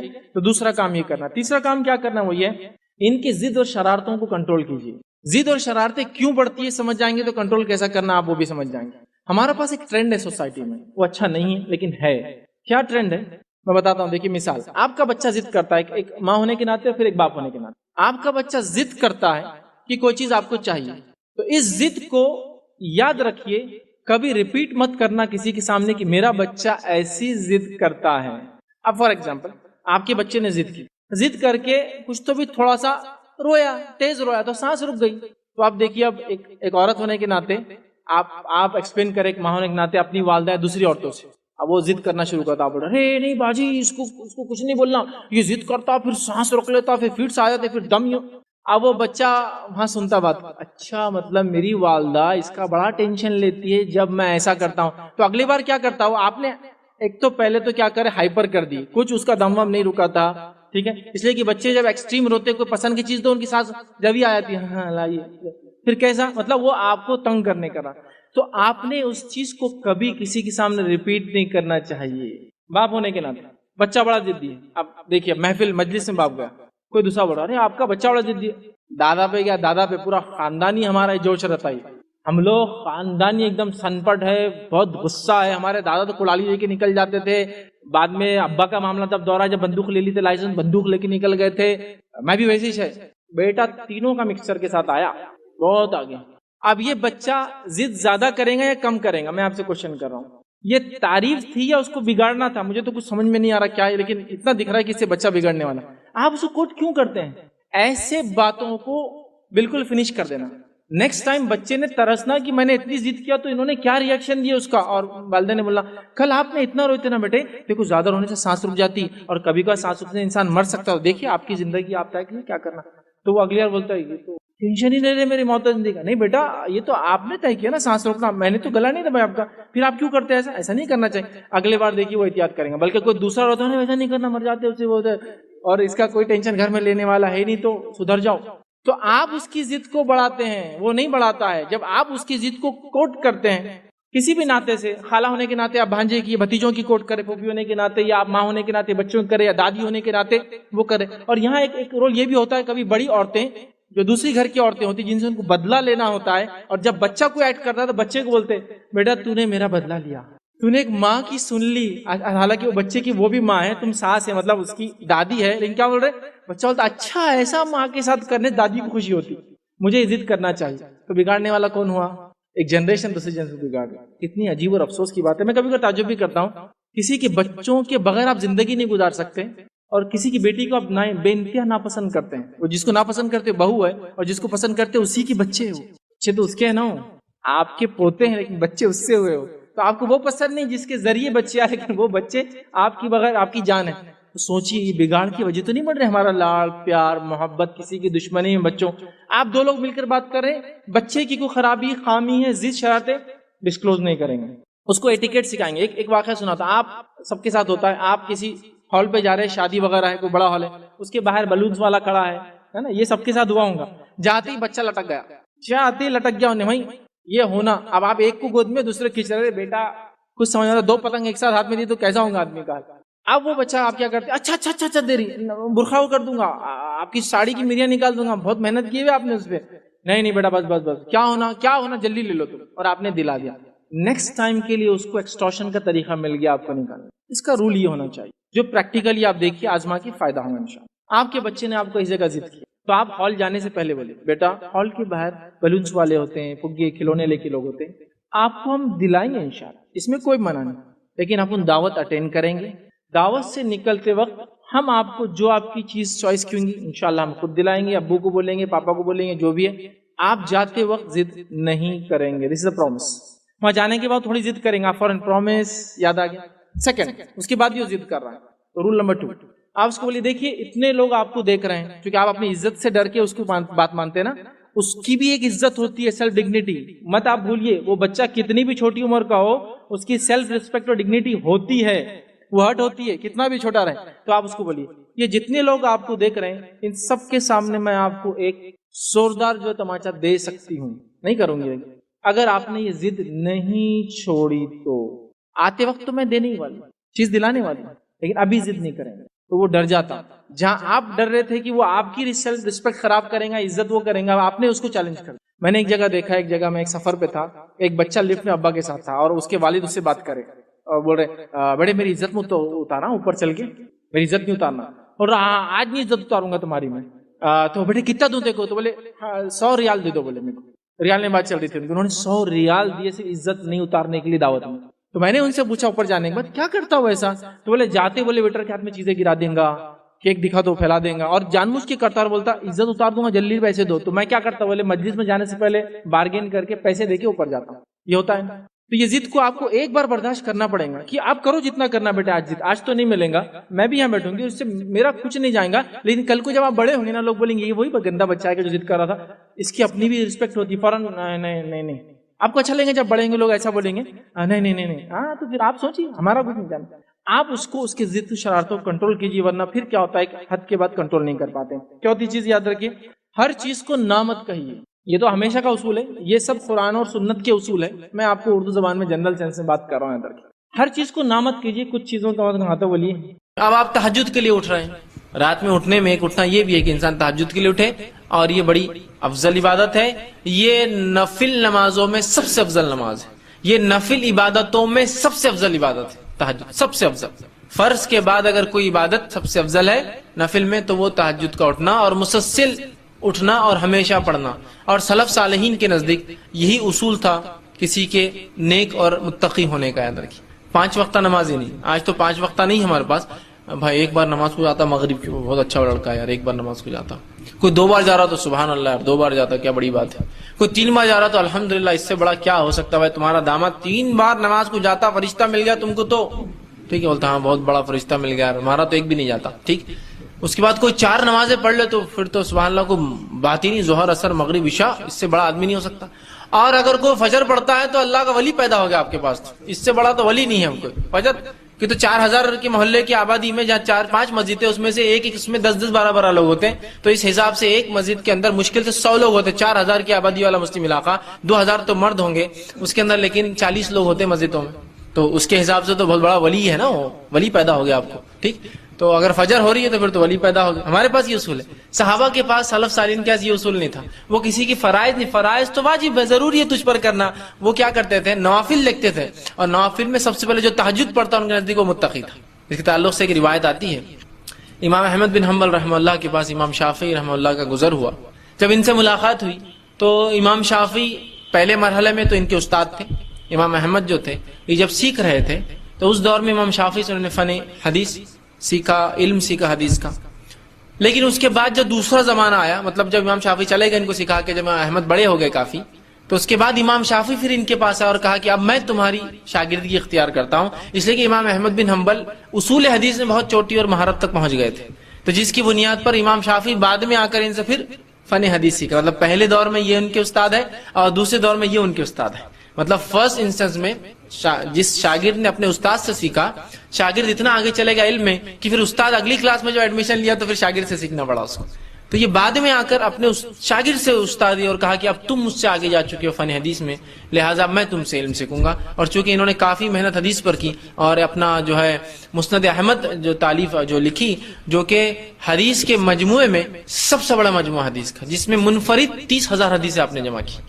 یا کتب التسع یا کتب الستہ وہ 6 کتابیں، یا کتب التسع وہ 9 کتابیں بھی جمع کر لے وہ ایک طرف، اور امام مسند احمد بن حنبل کا جو مسند احمد ایک طرف رکھ دیجئے، اس کا پلڑا بھاری ہے. اس لیے کہ امام بخاری نے جمع کی جو حدیث ہے 7,500 حدیث اپنی کتاب میں، جس میں صرف 2,222 حدیث جو منفرد ہے، باقی ریپیٹیٹیو ہے. صحیح حدیث میں وضو کا بھی ذکر آ رہا، کپڑوں کا بھی ذکر آ رہا، طہارت کا، تو 3 جگہ آتی ہو، وضو کے بیان میں، کپڑوں کے بیان میں، طہارت کے بیان میں، ٹرپل ٹائم ریپیٹ ہو رہی ہو. لیکن امام احمد نے صرف منفرد جمع کی، اس لیے کہ ان کی مسند تھی. ٹھیک. مسند میں یہ ہوتا ہے کہ آدمی سند کے اعتبار سے جمع کرتا ہے، اس میں ٹاپک کے اعتبار سے حدیث جمع نہیں ہوتی، اور سند واحد ہوتی، منفرد ہوتی ہے اکثر. تو انہوں نے منفرد حدیث ایسے جمع کی. تو اس میں 2200 حدیثیں، مشکل 2200 سے 2500، مسلم کے اندر 2000 حدیثیں، ابو داؤد کے اندر 1000 کچھ حدیثیں. تو یہ پورا مجموعہ بھی ایک طرف جمع کر لے حدیث کا، اور صرف مسند احمد ایک طرف رکھ دے تو 30,000 منفرد حدیثیں، اس میں 30,000 منفرد حدیثیں، اور کم و بیش تقریباً حدیث صحیح اور حسن کے درجے تک جاتی ہے. اتنی اچھی روایت ہے. تو امام شافعی ان کے پاس آئے، استاد شاگرد نے اپنے استاد کو ویلکم کیا، ٹھیک ہے، کھلایا پلایا خوب اچھے سے. رات میں اپنے بیٹی سے کہا کہ رات میں پانی گرم رکھنا. استاد جو ہے رات میں جب تو اٹھیں گے تو ہو سکتا تہجد کے لیے پانی ٹھنڈا ہو تو اس سے مسئلہ ہو، تو کہا کہ پانی کو جو ہے گرم کر کے رکھنا. اب جب گھر میں کوئی مہمان آتے تو بچوں میں بڑا وہ رہتا، کیا کر رہے، کہاں کھا رہے، کیا پی رہے، کیا بیٹھ رہے. بچے بہت دیکھتے رہتے مہمان کیا کر رہا. اور اگر والدین عزت کر رہے اس مہمان کی تو ان کے لیے مہمان نمونہ آئیڈیل بن جاتا ہے، تو اور دیکھتے ہیں اس کو. تو ان کی بیٹی جو تھی امام احمد کی، وہ رات بھر جاگتی رہی کہ امام شافعی اب کیا کیا کرتے، خاص استاد ہے نا میرے والد کے، کیا کیا عبادتیں کرتے خاص. مطلب بچوں کو بھی یہ معلوم تھا کہ رات کی عبادت کرتے ہیں تو کچھ خاص ہے، ورنہ فرائض تو ٹھیک ہے وہ تو سب کرتے ہیں. اب رات بھر بچی دیکھتی رہی. امام صاحب تو امام شافعی جو ایک کروٹ سوئے سیدھی، تو سیدھا فجر کی اذان پر اٹھے. جب فجر کی اذان پر اٹھے تو امام احمد بھی نماز کے لیے جانے لگے. تو بچی نے ان کی مزیحتاً ہنستے ہنستے والد کو اسے تنگ کرنے کے لیے کہا، پانی زیادہ ٹھنڈا ہو گیا تھا رات میں، پانی شاید زیادہ ٹھنڈا ہو گیا تھا. مطلب امام صاحب کو آپ نے کہا پانی گرم رکھو، پوری رات میں پانی گرم کر کے رکھی. امام صاحب نے اٹھ کے وضو نہیں کیا تو مذاق کے طور پر اپنے والد سے کہا پانی شاید بہت ٹھنڈا ہو گیا تھا رات میں. تو امام احمد سمجھ گئے کہ مطلب امام شافعی نے وضو نہیں کیا اور نماز نہیں پڑھی تہجد. تو بچی کو خاموش بٹھا کر چلے گئے. فجر کے بعد آئے تو رہا نہیں گیا، کیونکہ فرائض ان کے پاس اصل نہیں تھے، وہ تہجد سے نوافل کے اہتمام سے انسان کو پرکھتے تھے. تو پوچھ ہی لیا، کہا کہ کچھ مسئلہ تھا استاد، کیا بات ہے آپ نے تہجد نہیں پڑھی؟ حالانکہ تہجد فرض نہیں ہوتی لیکن پھر بھی متقی و پرہیزگار لوگوں کی علامت ہے. تو کہا آپ نے تہجد نہیں پڑھی، کوئی مسئلہ تھا یا مجھ سے کوئی کوتاہی ہوئی، پانی کیا ہوا؟ اس لیے کہ بچی نے وہ جو مذاق کیا ان کو جواب دینا تھا اس کا. تو کہا نہیں ویسا نہیں تھا، جب میں رات میں تمہارے پاس کھانے کو بیٹھا تو میں مطمئن تھا کہ تمہارا کھانا حلال ہوگا، تو لہٰذا میں عام اعتبار سے جتنا کھاتا ہوں اس سے زیادہ کھا لیا، کیونکہ میں مطمئن تھا کہ امام احمد بن حنبل کا رزق حلال ہوگا۔ جب میں جا کر بستر پر لیٹا اور ایک کرمٹ لیٹ گیا تو میرے ذہن میں ایک حدیث آ گئی، ایک روایت آ گئی آپ صلی اللہ علیہ وسلم کی، کہ وہ جو بدو آیا تھا، ایک اعرابی آیا اور مسجد نبوی میں داخل ہوا اور صحابہ بیٹھے تھے، جا کر پیشاب کر دیا۔ تو وہ میرے ذہن میں وہ بات آ گئی، وہ حدیث آ گئی، اور اس حدیث پہ میں غور کرتا رہا اور کچھ فقہی مسائل نکالتا رہا کہ اس سے کیا کیا باتیں اخذ ہو سکتی ہے، کیا کیا باتیں استنباط کر سکتے ہیں، نکال کر ہم بتا سکتے ہیں امت کو کہ یہ مسائل میں یہ کام ہو سکتا ہے۔ تو وہ مسئلے میرے ذہن میں آنے لگے، تو میں جب لیٹ گیا کرمٹ تو وہی حدیث میرے ذہن میں گھومتی رہی اور میں اس کو سوچتا رہا، اور اس ایک حدیث سے میں نے 70 مسائل رات بھر میں نکال لی۔ مطلب میرا ذہن اسی پہ چلتا رہا کہ کیا کیا نکل سکتا ہے، کہ پیشاب کسی کو تیز آئے تو نماز پڑھ سکتا ہے، اس لیے کہ وہ تیز آیا تھا، نماز پڑھی اور پھر پیشاب کر دیا، تو پتا چلا کہ وضو تھا تو اس نے سوچا ہوں گا میں باقی رکھتا ہوں۔ اسی طرح پتا چلا کہ کوئی پیشاب کر دے تو اسے روکنا نہیں چاہیے، ورنہ روکنے سے ہو سکتا ہے اس کو تکلیف۔ اسی طرح پتا چلا کہ اسے روکا جاتا تو وہ بھاگتا تو پیشاب اور پھیل جاتا، تو غلاظت کم جگہ میں ہو رہی تو اس کو ہونے دیا جائے، بعد میں اس کو ہٹایا جائے، بعد میں پانی ڈالا جائے، ایسے مسائل نکالتے رہے ہو۔ ٹھیک، اسی لیے فقہا کا شریعت نے بڑا مقام ہے یاد رکھی، لیکن وہ مقام بھی نہیں کہ نبی سے آگے چل جائیں گے فقہا، ٹھیک ہے، لیکن ان کا مقام اس لیے کہ وہ ہم کو اخذ کر کے مسائل بتاتے ہیں، لا کر رکھتے ہیں۔ تو امام شافعی 70 مسائل نکالے اس اور کہا بس وہ اس میں ذہن لگا رہا، تھوڑی نیند لگی اور فجر کی اذان ہو گئی۔ آپ سمجھ رہے بات کو؟ تو یہاں اس واقعے میں پتا چل رہا ہے کہ ان کے پاس اصل چیز کیا تھی، تقوی کی علامتیں، 5 وقت فرض نماز اور مؤکدہ نہیں، رات میں پڑھتا ہے کہ نہیں پڑھتا ہے آدمی۔ ہمارے پاس تو بھائی کوئی دن میں کچھ نمازیں جو فرض پڑھ لے تو بڑا فرشتہ آدمی ہے، ان کے پاس نہیں، 5 تو فرض ہے، اس کے علاوہ کیا دیتا ہے؟ زکوٰۃ تو دینی ہے جی، اس کو نہیں رکھتے تھے وہ، اس کے علاوہ کیا خرچ کرتا ہے؟ روزے تو رکھنا ہے جی، رمضان کی سب رکھتے ہیں، اس میں کیا بڑی بات ہے، اس کے علاوہ کیا رکھتا ہے؟ یہ ان کے پاس تقوی اور ایمان کی علامتیں اور پیمانے تھے، یاد رکھی۔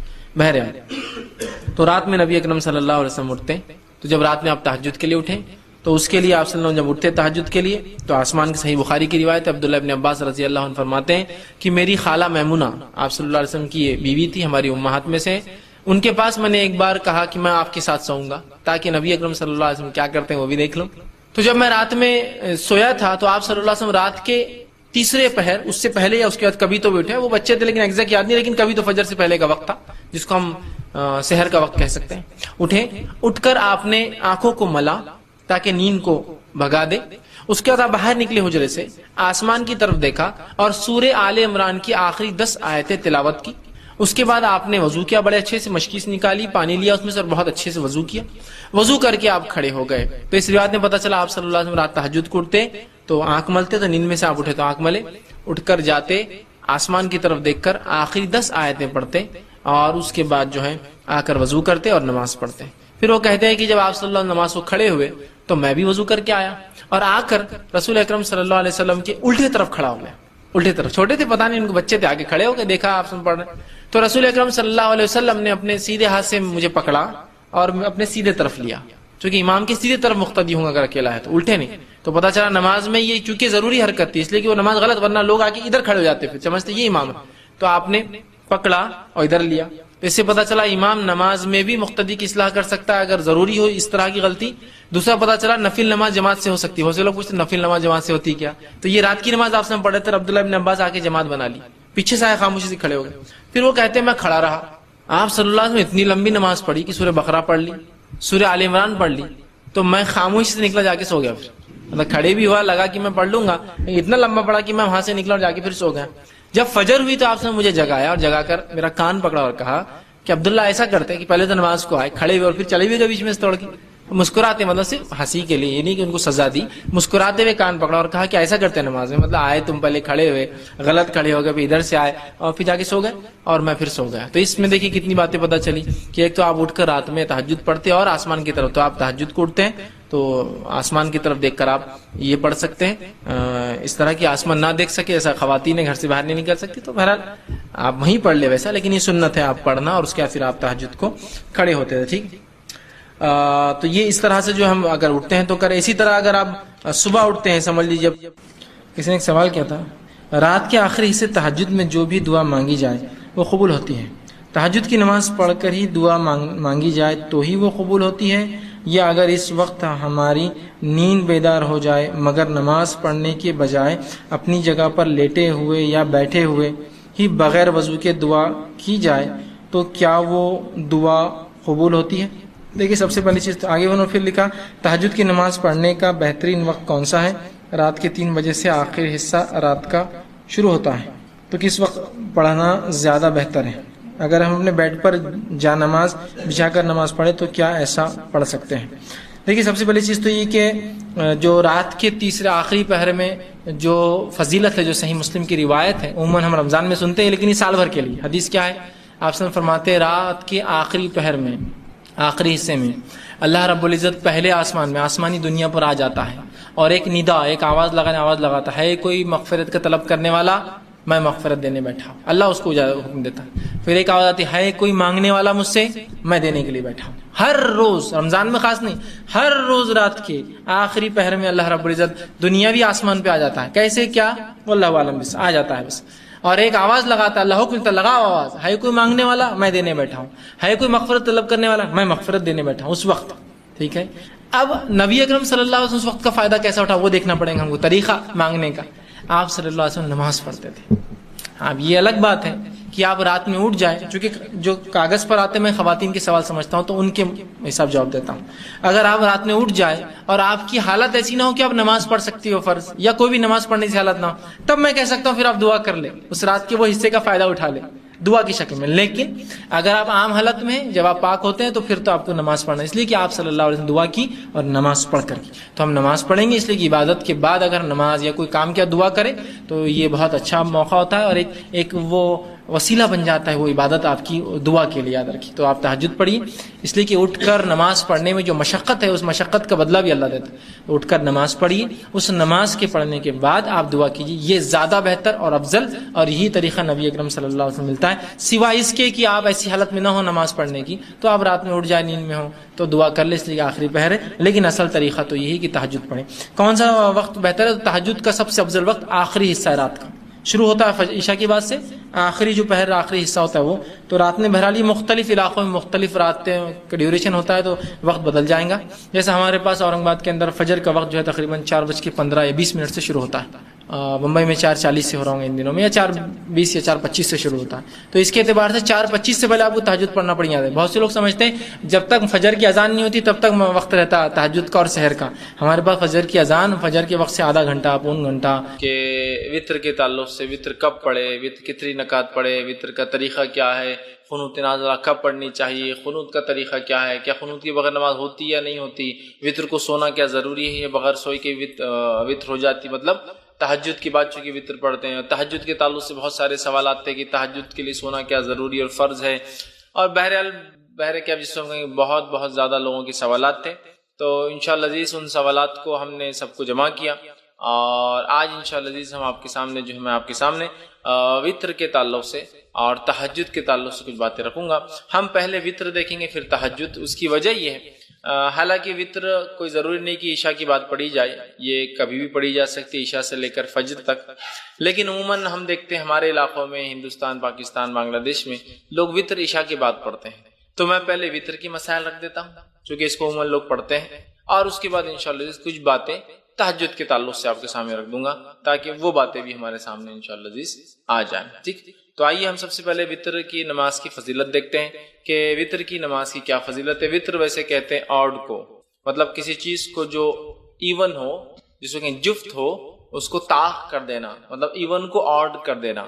جیسے کہ ہم نماز پڑھ رہے ہیں رات میں، اور نماز ہم پڑھتے ہیں 2 4 اس طرح سے ہوتی ہے، 2 2 2 2 جب ملتی جائیں گی تو اس کے بعد وہ ایون نمبر ہو جاتا ہے، ٹھیک ہے، جفت ہوتا ہے، تو اس کو طاق کرنے کے لیے، آڈ کرنے کے لیے جو ایک رکعت پڑھی جاتی ہے اس کو وتر کہا جاتا ہے، یاد رکھیے، ٹھیک ہے۔ تو بہرحال وتر جو ہے ایک مستقل عبادت ہے اور ایک مستقل نماز ہے۔ بہت سارے لوگوں کو یہ غلط فہمی ہوتی ہے کہ وتر جو ہے عشاء کا ایک حصہ ہے، اس لیے میں بات رکھ رہا ہوں۔ تو وتر کوئی عشاء کا حصہ نہیں ہے، وتر ایک مستقل نماز ہے، ایک مستقل عبادت ہے جو نبی اکرم صلی اللہ علیہ وسلم کیا کرتے تھے، اور آپ پر یہ عبادت فرض بھی تھی، یاد رکھیے، امت پر فرض نہیں، تو آپ یہ عبادت کرتے تھے اور مستقل کرتے تھے، شہر میں ہو، سفر میں ہو، اور ہمیشہ جو ہے آپ اس نماز کو پڑھا کرتے تھے۔ تو وتر ایک مستقل عبادت ہے، اور اس عبادت کو ہمیں چاہیے کہ ہم جو ہے کوشش کریں کہ ہم کریں، اور یہ عشاء کا حصہ نہیں ہے، یاد رکھیے، عشاء کے ساتھ بھی پڑھی جا سکتی ہے لیکن پارٹ آف عشاء نہیں ہے۔ جیسا بہت سارے لوگ اگر کوئی وتر پڑھ کے نہیں گیا تو بولتا ہے عشاء پڑھے اور وطر نہیں پڑھے آپ نے تو عشاء بھی قبول نہیں ہوتی، اس لیے کہہ رہا ہوں وطر ایک مستقل الگ عبادت ہے، عشاء کی نماز ایک الگ عبادت ہے، یاد رکھیے۔ لیکن عموماً ہمارے پاس وطر کے بعد معاف کرنا عشاء کے فوراً بعد وطر پڑھ لیتے ہیں، ملاتے ہیں، تو ایسا لگتا ہے جیسا کہ یہ اس کا حصہ، جبکہ وہ اس کا حصہ نہیں۔ یاد رکھیے نبی اکرم صلی اللہ علیہ وسلم نے ارشاد فرمایا، اور یہ جو ہے جامع ترمذی اور جو ہے سنن دارمی کی روایت، آپ نے فرمایا اور کہا اللہ تعالیٰ نے ایک نماز کے ذریعے تمہاری مدد فرمائی ہے اور وہ نماز وطر ہے، اسے عشاء اور طلوع فجر کے مابین بیچ میں پڑھا کرو۔ اللہ تعالیٰ نے ایک نماز کے ذریعے تمہاری مدد فرمائی ہے تو تم اس نماز کو عشاء کے بعد سے لے کر فجر کے پہلے تک پڑھا کرو۔ تو اس حدیث سے یہ بات واضح ہوگی عشاء کا وطر کا وقت کیا ہے، عشاء کے بعد سے لے کر فجر کے پہلے تک۔ یہ کس کا وقت ہے؟ وطر کی نماز پڑھنے کا وقت ہے، اور وطر کی نماز کے ذریعے اللہ رب العزت نے مسلمانوں کی کیا کی؟ مدد فرمائیے، ہیلپ کیے، مطلب یہ بہت افضل نماز ہے، ہم کوشش کریں کہ اس نماز کو ہم پڑھا کریں، ٹھیک ہے۔ تو یہ نماز مستقل عبادت ہے، عشاء کے بعد بھی پڑھی جا سکتی ہے لیکن عشاء کا حصہ نہیں ہے، اور عشاء سے لے کر فجر کے شروع ہونے سے پہلے تک اس نماز کو ایک انسان کبھی بھی ادا کر سکتا ہے۔ اسی طرح ابو داؤد کی روایت ہے، یہ اس کی فضیلت، اور اس میں پہلی روایت میں ایک فضیلت پتہ چلی اور ایک وقت بھی پتہ چلا۔ دوسری ایک روایت جو ابو داؤد کی، ترمذی کی اور نسائی میں بھی یہ روایت آتی ہے، اس حدیث کے الفاظ اس طرح سے، نماز وطر تمہاری جو ہے حضرت علی رضی اللہ عنہ فرماتے ہیں، اور ان کا قول اور بعد میں حدیث بھی اس کے اندر ہے، وہ فرماتے اور کہتے ہیں نماز وطر تمہاری فرض نمازوں کی طرح حتمی تو نہیں، وطر کی نماز تم لوگوں کے لیے فرض تو نہیں جیسا کہ فرض نمازیں ہیں۔ پھر وہ کہتے ہیں لیکن اللہ کے رسول صلی اللہ علیہ وسلم نے اپنایا، مطلب اس کو عمل کیا، اس کو پڑھا اور فرمایا اللہ وطر طاق ہے، اللہ وطر ہے، طاق ہے، آڈ ہے، اور آڈ کو پسند کرتا ہے، واللہ وطر ویحب الوطر، اللہ آڈ ہے اور آڈ کو پسند کرتا ہے۔ اللہ آڈ مطلب اللہ ایک ہے اور آڈ ڈیجٹس کو پسند کرتا ہے، اس لیے نبی اکرم صلی اللہ علیہ وسلم کا عمل اگر آپ دیکھیں تو آپ اکثر عمل کو آڈ کرتے تھے، 1 3 5، یہاں تک کہ آپ کھانے میں ویسے ہی کرتے تھے، کھجور کھاتے تو 1 کھاتے، 1 سے زائد ہوتے تو 3 کھاتے، 3 سے زائد کھاتے تو 5 کھاتے۔ چونکہ آڈ نمبرز کی خصوصیت یہ ہے کہ جب اس کو ڈیوائیڈ کیا جاتا ہے تو اس کا ریمائنڈر ہمیشہ 1 ہوتا ہے، تو اللہ چونکہ آڈ ہے، 1 ہے، تو وہ پسند کرتا ہے۔ تو اس نے فرمایا، حضرت علی فرماتے ہیں کہ آپ یہ نماز تو فرض تو نہیں ہے، حضرت علی کے قول خود واضح ہے، لیکن آپ کو فرماتے ہیں کہ رسول اللہ صلی اللہ علیہ وسلم فرمایا اللہ وطر ہے، طاق ہے، پھر فرمایا اور اکائی طاق کو محبوب رکھتا ہے، پسند کرتا ہے۔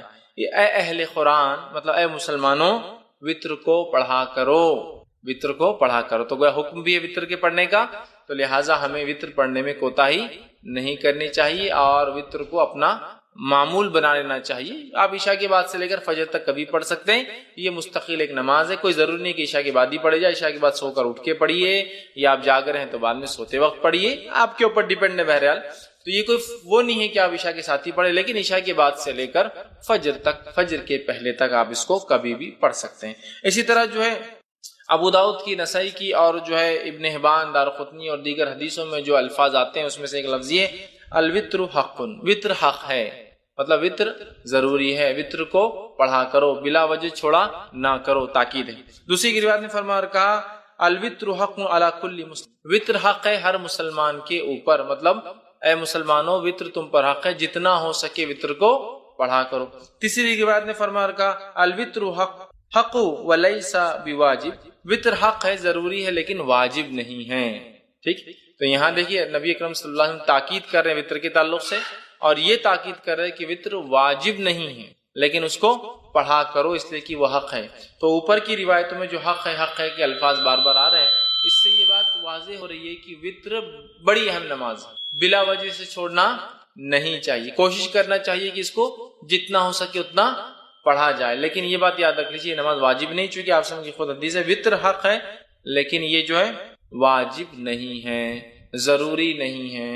اور یہ بات میں اس لیے بھی رکھ رہا ہوں کہ بہت سارے لوگ یہ سمجھتے ہیں کہ اگر وطر نہ پڑھے عشاء کی بات تو عشاء نہیں ہوئی، اس لیے بھی رکھ رہا ہوں۔ وطر ایک مستقل الگ عبادت ہے لیکن وہ عشاء کے ساتھ پڑھی جا سکتی ہے، لیکن وہ عشاء کا پارٹ نہیں ہے، اس کے نہ پڑھنے سے عشاء میں کوئی کمزوری نہیں آتی ہے، ٹھیک ہے، یہ بتانا میرا مقصود تھا۔ تو وطر کو پڑھنا چاہیے، یہ حق ہے، یہ ضروری ہے، بہت اہم ہے، لیکن یاد رکھیے واجب نہیں ہے۔ تو لہٰذا جو شخص استطاعت رکھتا ہو ضرور کوشش کرے کہ وطر کی نماز کو بھی وہ ادا کرے۔ اسی طرح جو ہے ابو داؤد اور مستدرک حاکم کی روایت ہے، نبی اکرم صلی اللہ علیہ وسلم فرمایا کہا وطر حق ہے اور جو شخص وطر نہیں پڑھتا ہے وہ ہم میں سے نہیں ہے۔ مطلب اس وطر کی اہمیت، وطر کی نماز کی اہمیت بتاتے ہوئے نبی اکرم صلی اللہ علیہ وسلم کیا فرما رہے ہیں؟ وطر کو پڑھا کرو اس لیے کہ حق ہے، اور جو وطر نہ پڑھے وہ ہم میں سے نہیں ہے۔ مطلب یہ ہوا کہ بلا وجہ وطر کو نہیں چھوڑنا چاہیے، بلا وجہ وطر میں کوتاہی نہیں کرنا چاہیے، جتنا ہو سکتا ہے اتنا کوشش کر کے وطر کو ضرور بھی ضرور ہم لوگ پڑھے، لیکن یہ نماز واجب نہیں ہے۔ انشاءاللہ آگے میں اس کی تفصیلات رکھوں گا۔ خود اوپر کی ایک روایت میں وضاحت بالکل ہو گئی کہ وہ حق ہے لیکن واجب نہیں ہے، لیکن وہ اتنی اہم نماز ہے کہ زور دینے کے لیے، ایمفسائز کرنے کے لیے نبی کریم صلی اللہ علیہ وسلم فرمائے وہ حق ہے بول کر، جو وطر نہ پڑھے وہ ہم میں سے نہیں، مطلب بلا وجہ وطر کی نماز کو چھوڑنے والا ہم میں سے نہیں، مطلب وہ غلط کام کرتا ہے، اسے چاہیے کہ وطر کو ادا کیا کرے اگر طاقت استطاعت سہولت ہو تو۔ اسی طرح جو ہے نبی اکرم صلی اللہ علیہ وسلم فرماتے ہیں، یہ طبرانی کی دارقطنی کی روایت آپ نے فرما کہا، مسند احمد میں بھی یہ روایت آتی ہے، اور آپ نے فرما رکھا تین چیزیں میرے لیے فرض ہے، تمہارے لیے تطوع کا لفظ یعنی سنت ہے، تین چیزیں میرے لیے واجب ہے، فرض ہے، میں اس کو کرتا ہوں، اور تمہارے لیے یہ چیز جو آپ سے فرماتے سنت ہے۔ کیا کیا ہے؟ قربانی، آپ نے فرمایا قربانی نبی کے فرض تھی، ہمارے لیے سنت ہے۔ دوسرا فرمایا نماز وطر، نماز وطر نبی کریم صلی اللہ علیہ وسلم کے لیے فرض تھی، ہمارے لیے سنت ہے۔ اور تیسرا فرمایا فجر کے پہلے کی 2 رکعتیں، فجر کی 2 رکعت نماز، یہ دوسروں پر آپ نے فرمایا سنت ہے، مطلب تطوع ہے، لیکن میرے لیے یہ چیزوں کو اللہ نے واجب کر دیا، فرض کر دیا، تو اس سے بھی وطر کی اہمیت پتہ چلتی ہے کہ کتنی اہم ہے۔ اسی طرح جو ہے نبی اکرم صلی اللہ علیہ وسلم کا جو معمول تھا وہ یہ تھا، آپ وطر کی نماز کو کبھی نہیں چھوڑتے تھے، آپ کو یہاں تک کہ سفر میں بھی وطر کی نماز پڑھتے ہوئے دیکھا گیا، مطلب وطر کی نماز کو نبی اکرم صلی اللہ علیہ وسلم نے اپنا معمول بنا دیا تھا، اور آپ سفر میں بھی، حالانکہ سفر میں قصر ہوتا ہے، جمع بھی ہو سکتی ہے، نمازیں ملائی بھی جا سکتی ہے، 2 نمازیں، فجر اپنے وقت پر، ظہر اثر ایک ساتھ پڑھ سکتے ہیں آپ، چاہے ظہر کے وقت میں چاہے عصر کے وقت میں، مغرب عشاء ایک ساتھ پڑھ سکتے ہیں، چاہے مغرب کے وقت میں چاہے عشاء کے وقت میں، تو گویا 3 وقت میں 5 نمازیں ہوتی ہے، اور اس میں بھی قصر کا آپ کو موقع ہے، مطلب نمازیں ہاف ہو جاتی ہے، فجر 2 کی 2 رکعت ہوتی ہے فرض، ظہر کی 4 کی 2 ہو جاتی ہے، عصر کی 4 کی 2 ہو جاتی ہے، مغرب کی 3 ہوتی ہے، اور عشاء کی 4 کی 2 ہو جاتی ہے، مطلب فرض میں بھی قصر ہے، لیکن نبی اکرم صلی اللہ علیہ وسلم نے اس حالت میں بھی جو ہے وطر کو پڑھا، وطر کو پڑھا، تو وطر کی نماز اس سے پتہ چلتا ہے بڑی اہمیت کے حامل ہے۔ اب وطر کی نماز کیا ہے، اس کا حکم کیا ہے؟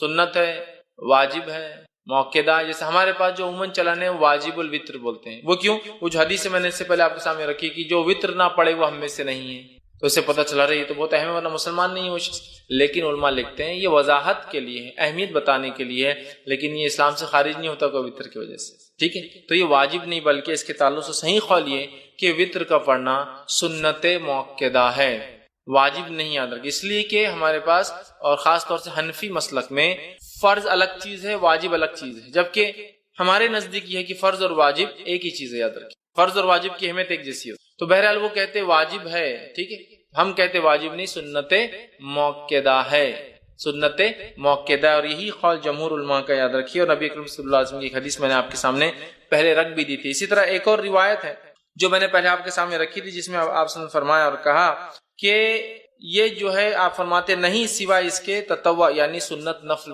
پڑھے، مطلب وطر کی نماز یہ جو ہے یہ سنت ہے، سنت موقدہ ہے، کہ آپ نے فرمایا مجھ پر فرض ہے اور تم لوگوں پر تطوع، تم لوگوں پر کیا ہے؟ سنت ہے، تم لوگوں پر یہ نماز فرض نہیں ہے، تو اس سے پتہ چلا یہ نماز واجب نہیں بلکہ سنت موقدہ ہے، ٹھیک ہے۔ اسی طرح امام مالک جو ہے اور مسند احمد کے اندر روایت آتی ہے، عبادہ بن صامت رضی اللہ عنہ اس کے راوی فرماتے اور کہتے ہیں کہ جس کے اندر آپ صلی اللہ علیہ وسلم نے فرمایا کہ یہ تطوع، یہ نماز سنت ہے، نہ کہ تم پر فرض، تو بلکہ یہ جس کو ہم کہیں گے عام زبان میں سنت موقدہ جو کہتے ہیں نا، ایسی سنت جس کو نبی اکرم صلی اللہ علیہ وسلم نے ہر حال میں کرنے کی کوشش کی، یہ نماز ایسی ہے، یاد رکھیے وطر۔ اب وطر کی نماز کا وقت کب شروع ہوتا ہے اس کے تعلق سے دیکھ لیتے ہیں، تو میں سمجھتا ہوں پہلی حدیث میں نے درس کی ابتدا میں جو بتائی واضح ہے کہ یہ نماز کے ذریعے اللہ نے ہماری مدد کی، اور یہ نماز عشاء کے بعد سے لے کر فجر کے پہلے تک پڑھی جا سکتی ہے، ٹھیک، تو اس کا وقت شروع ہوتا ہے عشاء کے بعد سے فجر کے طلوع ہو مطلب سورج مطلب فجر کے شروع ہونے سے پہلے تک، مطلب اس کو عام زبان میں کہوں تو عشاء کے بعد سے سحر کے وقت کے ختم ہونے تک، چونکہ سحر کا وقت ختم ہوتا ہے تو فجر شروع ہو جاتی ہے، تو اس کا وقت رات میں عشاء کے بعد سے لے کر سحر کے شروع ہونے کے پہلے تک ہے۔ تو ہم لوگ کوشش کریں کہ اس عمل کو جو ہے اگر ہم کرنا چاہتے ہیں تو عشاء کے بعد سے لے کر فجر کے پہلے تک کر سکتے ہیں۔ ابو داؤد، ترمذی اور ابن ماجہ کی روایت ہے، آپ صلی اللہ علیہ وسلم فرمایا اور کہا، اسے نماز عشاء اور طلوع فجر کے مابین پڑھو۔ عشاء کے بعد اور طلوع فجر کے شروع ہونے کے بیچ میں کہیں آپ اس نماز کو پڑھ سکتے ہیں، یاد رکھیں، ٹھیک ہے۔ اسی طرح جو ہے آپ صلی اللہ علیہ وسلم فرماتے ہیں، اور صحیح بخاری اور صحیح مسلم کی متفق علیہ روایت، آپ نے فرمایا اور کہا، نبی اکرم صلی اللہ علیہ وسلم رات کے ہر حصے میں نماز وتر ادا فرمائی، ابتدائی حصے میں بھی، وسط شب میں بھی، اور رات کے آخری حصے میں بھی۔ اور یہ روایت حضرت عائشہ سے ہے کہ حضرت عائشہ فرماتی کہ آپ صلی اللہ علیہ وسلم وتر کی نماز عشاء کے بعد بھی پڑھتے تھے، اس کے بعد سے لے کر نماز رات کے کسی بیچ کے حصے میں بھی پڑھتے تھے، اور اس کے علاوہ رات کے آخر حصے میں بھی پڑھا کرتے تھے۔ تو اس سے پتہ چلا کہ وتر کی نماز عشاء کے بعد سے لے کر فجر کے پہلے تک کبھی بھی پڑھی جا سکتی ہے، اور نبی اکرم صلی اللہ علیہ وسلم نے عشاء کے بعد سے لے کر فجر کے پہلے تک پڑھا۔ اسی طرح ایک دوسری روایت صحیح بخاری اور صحیح مسلم کی، آپ نے فرمایا اور کہا، اور آپ صلی اللہ علیہ وسلم نے جن دنوں میں وفات پائی، مطلب یہ روایت بھی عائشہ فرماتی اور کہتی ہے اس روایت میں کہ جن دنوں میں نبی اکرم صلی اللہ علیہ وسلم وفات پائی، ان دنوں میں آپ آخری حصے سحر کے وقت وتر کو پڑھا کرتے تھے۔ اس سے کیا پتہ چلا، آپ صلی اللہ علیہ وسلم عشاء کی بعد بھی پڑھتے، بیچ میں پڑھتے، اور آخر وقت میں، لیکن آپ نے کیا کیا، اس کو آخر وقت میں اللہ کے رسول اس کو سحر کے وقت پڑھا کرتے تھے۔ اسی طرح جو ہے نبی اکرم صلی اللہ علیہ وسلم کا جو ہے ایک حکم ہے، حدیث ہے جو صحیح بخاری صحیح مسلم کی روایت، آپ نے فرمایا کہا، صبح ہونے سے پہلے پہلے وتر کو پڑھ لو، مطلب صبح ہونے سے پہلے پہلے تک وتر کو ہم کو پڑھ لینا چاہیے۔ تو پتہ چلا وتر عشاء کے بعد سے لے کر فجر کے پہلے تک کبھی بھی آپ پڑھ سکتے ہیں، اور نبی اکرم صلی اللہ علیہ وسلم نے اس کو عشاء کے بعد سے لے کر فجر تک کبھی بھی پڑھا، اور اس کو ہم کہیں گے عشاء کے بعد بھی پڑھی جا سکتی ہے، لیکن آخر وقت میں پڑھنا افضل ہے، سحر کے وقت میں پڑھنا افضل ہے، اس لیے کہ انسان سوتا ہے، سو کر اٹھتا ہے، اٹھنے کے بعد پھر نفل نمازیں مطلب تہجد پڑھتا ہے، اور تہجد کے بعد اگر وتر پڑھتا ہے تو یہ افضل ہے، یاد رکھیے۔ اب آپ کہیں گے خالی وتر کو رات میں کیوں اٹھنا ہے، تو تہجد بھی پڑھنا، لیکن میں تہجد انشاءاللہ آخری میں رکھوں گا وہ حصہ۔ تو یہ جو وتر کو ہم کہہ رہے ہیں آخری وقت میں پڑھنا افضل ہے، اس سے مراد ہے آخری وقت میں انسان رات میں اٹھے، تہجد کی نماز پڑھے، تہجد کے بعد اپنی وتر پڑھ لے۔ صحیح مسلم کی روایت ہے، ماں عائشہ رضی اللہ عنہا سو جاتی تھی، آپ سب کو اٹھاتے تھے اور کہتے عائشہ اٹھ اور وتر پڑھ لے، مطلب تہجد ادا کر، اور تہجد ادا ہونے کے بعد اپنی وتر کی نماز، چونکہ عموماً صحابہ آخر وقت میں وتر پڑھتے تھے، چاہے تہجد کے وادی تھے، لہذا چونکہ تہجد ایک بہت افضل عمل ہے، یاد رکھیے، بہت افضل، نفل نمازوں میں سب سے افضل نماز ہے یہ، تو لہٰذا وہ لوگ روکے رکھتے تھے اپنی نماز کو، وتر کو، اور تہجد میں اٹھتے تھے، تہجد میں اٹھنے کے بعد وتر پڑھتے تھے۔ تو اللہ کے رسول صلی اللہ علیہ وسلم ماں عائشہ کو اٹھاتے تھے تاکہ وہ اپنی وتر ادا کرے، مطلب تہجد پڑھ لے اور اس کے بعد وتر بھی ادا کرے۔ تو یاد رکھیے یہ آخری وقت افضل ہے، لیکن کوئی ضروری نہیں ہے، آپ کو ڈر ہے، خدشہ ہے رہ جائیں گی، نہیں پڑھ پاؤں گا، تو بہرحال پہلے بھی پڑھ سکتے ہیں۔ اسی طرح جو ہے جامع ترمذی، ابن ماجہ اور مسند احمد کی روایت ہے، نبی اکرم صلی اللہ علیہ وسلم فرمایا کہا، تم میں سے جس شخص کو یہ اندیشہ ہو کہ وہ رات کے آخری حصے میں نہیں جاگ سکیں گا، تو اسے چاہیے کہ رات کے پہلے حصے میں ہی وتر پڑھ لے۔ جس کو ایسا لگے کہ میں رات میں نہیں اٹھ سکتا ہوں، تو اسے چاہیے کہ وتر پہلے پڑھ لے، مطلب عشاء کے بعد پڑھ لے۔ پھر فرماتے اور کہتے ہیں پڑھ لے۔ اور جسے آخر رات میں قیام کا شوق ہو اور طمع ہو کہ وہ کرے، قیام کرے، اس کو شوق ہو، اس کو لگا ہو، اسے چاہیے کہ وہ رات کے آخری حصے میں، جس کو ڈر ہو یا میں اٹھ نہیں پاؤں گا، شک ہو رہا ہے، یا میں روز پڑھتا ہوں تہجد لیکن آج جاگا بہت دیر تک تو اٹھ نہیں پاؤں گا، یا پھر میں روز بھی نہیں اٹھ پاتا ہوں تہجد کے لیے، بس عشاء ہو جاتی ہے، فجر کو اٹھتا ہوں تو بیچ میں نہیں اٹھ پاؤں گا، تو پھر وہ عشاء کی بات پڑھ لے۔ ایسا نہیں، جس کو شوق ہے، رات کی نماز پڑھنا چاہتا ہے، تہجد پڑھنا چاہتا ہے، تو پھر کیا کرے، وہ وتر کو روکے رکھے، تہجد کے بعد اس کو ادا کرے۔ اسی طرح صحیح مسلم کی روایت ہے، نبی اکرم صلی اللہ علیہ وسلم فرمایا اور کہا، بے شک رات کے آخری حصے کی نماز میں فرشتے آتے ہیں اور یہی افضل ہے۔ رات کے آخر حصے میں نماز کے وقت فرشتے حاضر ہوتے اور یہ افضل ہے۔ تو پتہ چلا تہجد کو آخر وقت میں پڑھنا، آخر وقت میں پڑھنا، سحر کے وقت پڑھنا، فجر سے پہلے پڑھنا افضل ہے، اور اسی طرح وتر کو بھی سحر سے پہلے، سحر کے آخر وقت میں پڑھنا، یا رات کا آخری حصہ تیسرا پہر ہوتا ہے جس سے فجر پھر شروع ہو جاتی ہے، اس کے بعد اس سے پہلے پڑھنا افضل ہے، چونکہ اس وقت فرشتے حاضر ہوتے ہیں۔ تو اسی سے میں نے کہا افضل تو آخر حصے میں ہے، لیکن عشاء کے بعد بھی فوراً اسے ادا کیا جا سکتا ہے، یاد رکھیے فوراً ادا کیا جا سکتا ہے۔ اسی طرح جو ہے صحیح بخاری اور صحیح مسلم کی ایک روایت ہے، ابو ہریرہ رضی اللہ عنہ فرماتے اور کہتے ہیں میرے خلیل مطلب نبی اکرم صلی اللہ علیہ وسلم، خلیل مطلب بہت جگری گہرا دوست، تو فرماتے ہیں میرے خلیل نبی اکرم صلی اللہ علیہ وسلم مجھے خاص طور پر 3 باتوں کی وصیت فرمائی ہے، 3 باتوں کی مجھے تاکید کی۔ پہلا، میں ہر مہینے کے 3 روزے رکھوں، ایام 20 کے روزے جو کہ 13، 14 اور 15 تاریخ چاند کے حساب سے اس کے روزے رکھوں، یہ آپ نے ان کو تاکید کی تھی۔ چاند کی جو ہے 13، 14 اور 15 تاریخ کو میں روزے رکھوں۔ اسی طرح آپ نے فرمایا کہا صلاۃ الضحیٰ یعنی چاشت کی 2 رکعتیں نماز پڑھوں۔ اسی طرح فرماتے اور کہا یہ کہ سونے سے پہلے میں وتر پڑھ لیا کروں، مطلب سونے سے پہلے پڑھ لیا کروں، مطلب انسان سونے سے پہلے وتر پڑھ سکتا ہے، اور ہم جانتے ہیں وتر رات کی آخری نماز ہوتی ہے اور تہجد کے بعد ہوتی ہے، تو لہٰذا کوئی انسان بغیر جاگے بغیر سوئے بھی تہجد پڑھ سکتا ہے۔ یہ جواب ہے۔ بہت سے لوگ بولتے ہیں نا تہجد کے لیے سونا ضروری ہے، افضل ہے سو کر اٹھ کر پڑھنا، اس لیے کہ اٹھنا، مشقت کرنا، وضو کرنا، ٹھنڈا اور گرم پانی کا مسئلہ ہوتا ہے رات میں، پھر بھی کرنا یہ افضل ہے، لیکن ضروری نہیں ہے، یاد رکھیں۔ بہت سے لوگ بولتے رہے تم تو سوئی نہیں تو تہجد کیسے پڑھیں گے؟ آپ نے کیا فرما رہے ابو ہریرہ کو کہ سونے سے پہلے وتر پڑھ لینا، مطلب اگر تم سونے کا ڈر ہو کہ صبح نہیں اٹھ پاؤں گے تو وتر پڑھ کر سونا، اور صحابہ ظاہر سی بات ہے تہجد کی بھی عادی تھے، یہ تو کوئی جلدی بھی پڑھ سکتا ہے تہجد، یاد رکھے، یا پھر بغیر سوئے کی بھی رات بھر جاگ لیا کسی کاز کی کسی وجہ سے، ریزن کی وجہ سے، تو پھر میں تہجد پڑھ کر سو سکتا ہوں، ٹھیک ہے۔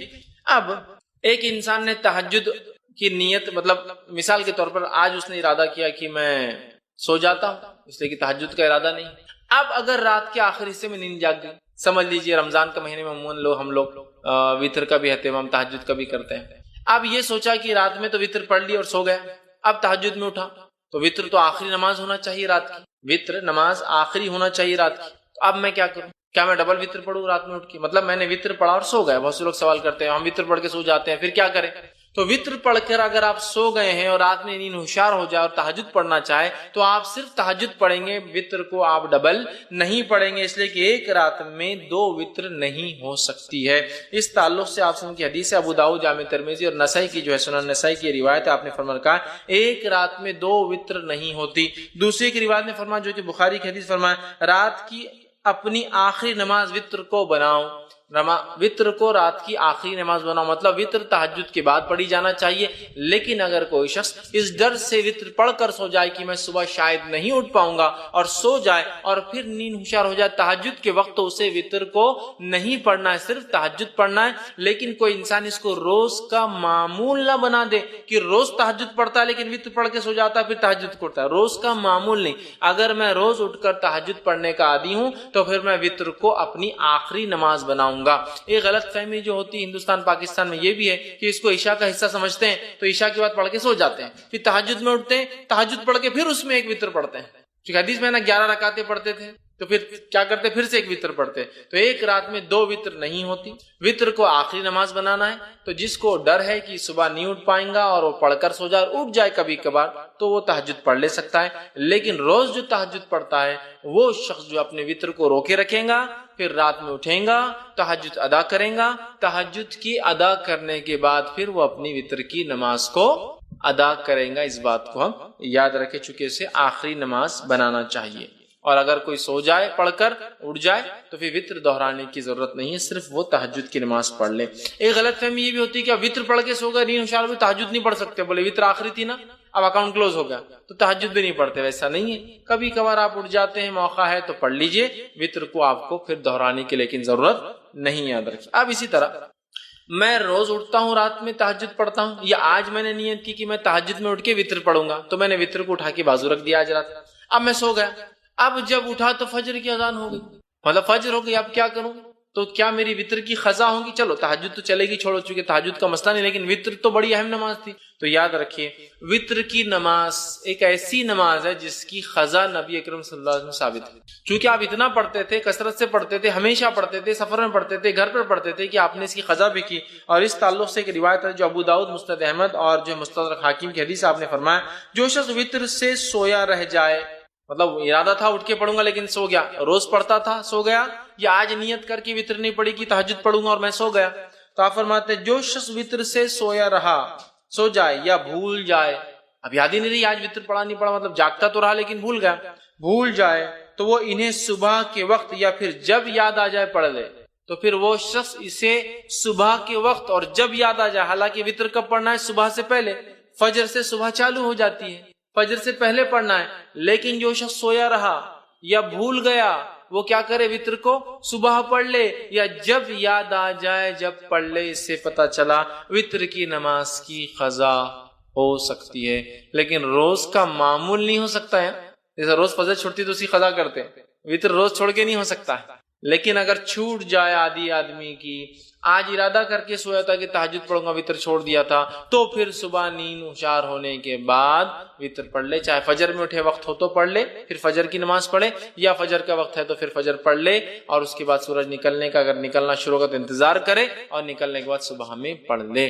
تو اس سے پتہ چلا وطر کی نماز کو قضا بھی کیا جا سکتا ہے، لیکن معمول نہ ہو، بلکہ جو ہمیشہ پڑھتا اور چھوٹ جائے تو، ورنہ آپ جو ہمیشہ ہی کریں گے اس کی قضا ویسا نہیں، یہ فرائض میں سے نہیں یاد رکھ، ٹھیک ہے۔ لیکن میں نے آج نیت کیا کہ وطر پڑھوں گا، مطلب تہجد پڑھوں گا، وطر پڑھوں گا، یا میں روز تہجد پڑھتا ہوں اور وطر پڑھتا ہوں اور آج بھول گیا، تو اس کی قضا ہو سکتی ہے، یاد رکھیں، ٹھیک ہے۔ اب آئیے وطر کی رکعتیں کتنی ہوں، وطر کی نماز سے کتنی رکعتیں ہوں؟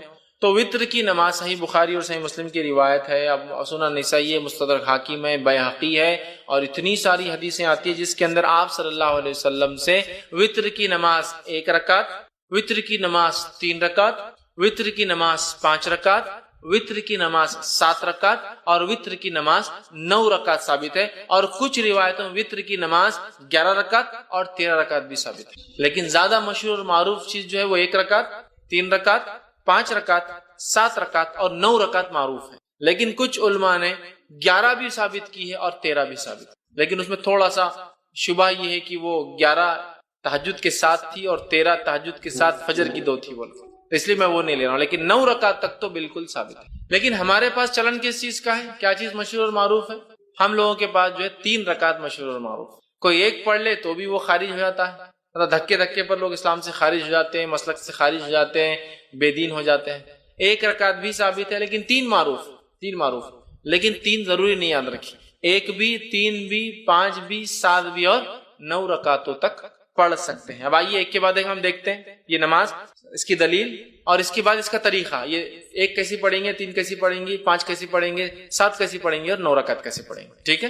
جو آدمی کی جیسی سہولت، صحت، حالات کے اعتبار سے 1 پڑھے، 3 پڑھے، 5 پڑھے، 7 پڑھے، 9 پڑھے، ٹھیک ہے۔ یہ تہجد کی رکعتوں کے علاوہ ہے۔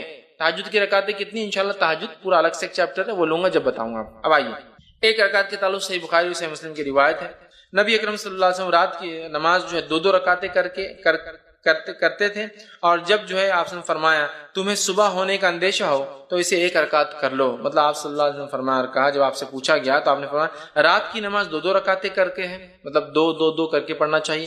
پھر آپ نے فرمایا جب تمہیں صبح ہونے کا ڈر ہو تو کیا کرو؟ پھر 1 رکعت ادا کر لو۔ تو اس سے پتہ چلا 1 رکعت بھی وطر پڑھی جا سکتی ہے۔ اسی طرح ابو داؤد، سنن نسائی اور سنن ابن ماجہ کی روایت ہے، آپ صلی اللہ علیہ وسلم نے وطر ہر مسلمان کا حق کہا، مطلب ثابت ہے، کرنا چاہیے۔ جو شخص 5 رکعتیں پڑھنا چاہے وہ 5 پڑھ لے، جو شخص 3 پڑھنا چاہے پسند کر 3 پڑھ لے، اور پھر جو صرف 1 ہی وطر پڑھنا چاہے تو وہ 1 ہی پڑھے۔ اس حدیث میں کتنے لفظ آگے؟ 5 پڑھنا چاہے 5 پڑھے، 3 پڑھنا چاہے 3 پڑھے، 1 ہی پڑھنا چاہے تو 1 ہی پڑھے۔ تو 5 کے لفظ حدیث میں آ گئے، 3 کے لفظ حدیث میں آ گئے اور 1 کی لفظی حدیث میں آ گئے، تو 1 رکعت بھی وطر پڑھی جا سکتی ہے۔ اسی طرح بہت سارے صحابہ کا عمل تھا، جس میں سے ایک معروف ہے، جیسا کہ جو ہے معاویہ بن ابی سفیان رضی اللہ عنہ، یہ جو ہے 1 رکعت ہی ہمیشہ پڑھا کرتے تھے، ٹھیک۔ اب اسی طرح 3 رکعت والی روایت ہم دیکھ لیتے ہیں۔ تو اسی طرح جو ہے صحیح بخاری اور صحیح مسلم کی روایت ہے، عائشہ رضی اللہ عنہا فرماتی اور کہتی ہیں نبی اکرم صلی اللہ علیہ وسلم قیام اللیل کرتے، رات کی نماز پڑھتے، اور پھر آخر میں 3 رکعت ادا کرتے، ٹھیک، 3 رکعت ادا کرتے اور 3 رکعت وطر پڑھتے قیام اللیل کے بعد۔ تو اس روایت میں آ گئے 3 کے الفاظ، تو 3 پڑھی جا سکتی۔ اسی طرح صحیح مسلم کی، جامع ترمذی کی اور سنن نسائی کی روایت آپ نے فرمایا، حضرت عائشہ فرماتی آپ قیام اللیل کرتے، پھر آپ نے 3 وطر پڑھتے تھے، مطلب آپ سے پہلے قیام اللیل کرتے، اس کے بعد 3 وطر پڑھتے تھے، تو یہاں 3 کے لفظ آ گئے۔ اسی طرح نبی اکرم صلی اللہ علیہ وسلم 5 رکعت بھی ثابت ہے، جو میں نے آپ کے سامنے رکھی، جیسا کہ صحیح بخاری کی روایت ہے اور صحیح مسلم میں بھی روایت متفق علیہ ہے۔ حضرت عائشہ رضی اللہ عنہا فرماتی آپ نے فرمایا کہا کہ نبی اکرم صلی اللہ علیہ وسلم رات کو 13 رکعتیں پڑھا کرتے تھے، اور ان میں سے 5 وطر ہوتے، اور آپ صلی اللہ علیہ وسلم ان 5 وطر کے مابین بیٹھتے نہ تھے، بلکہ صرف آخر میں تشہد کرتے تھے، ٹھیک۔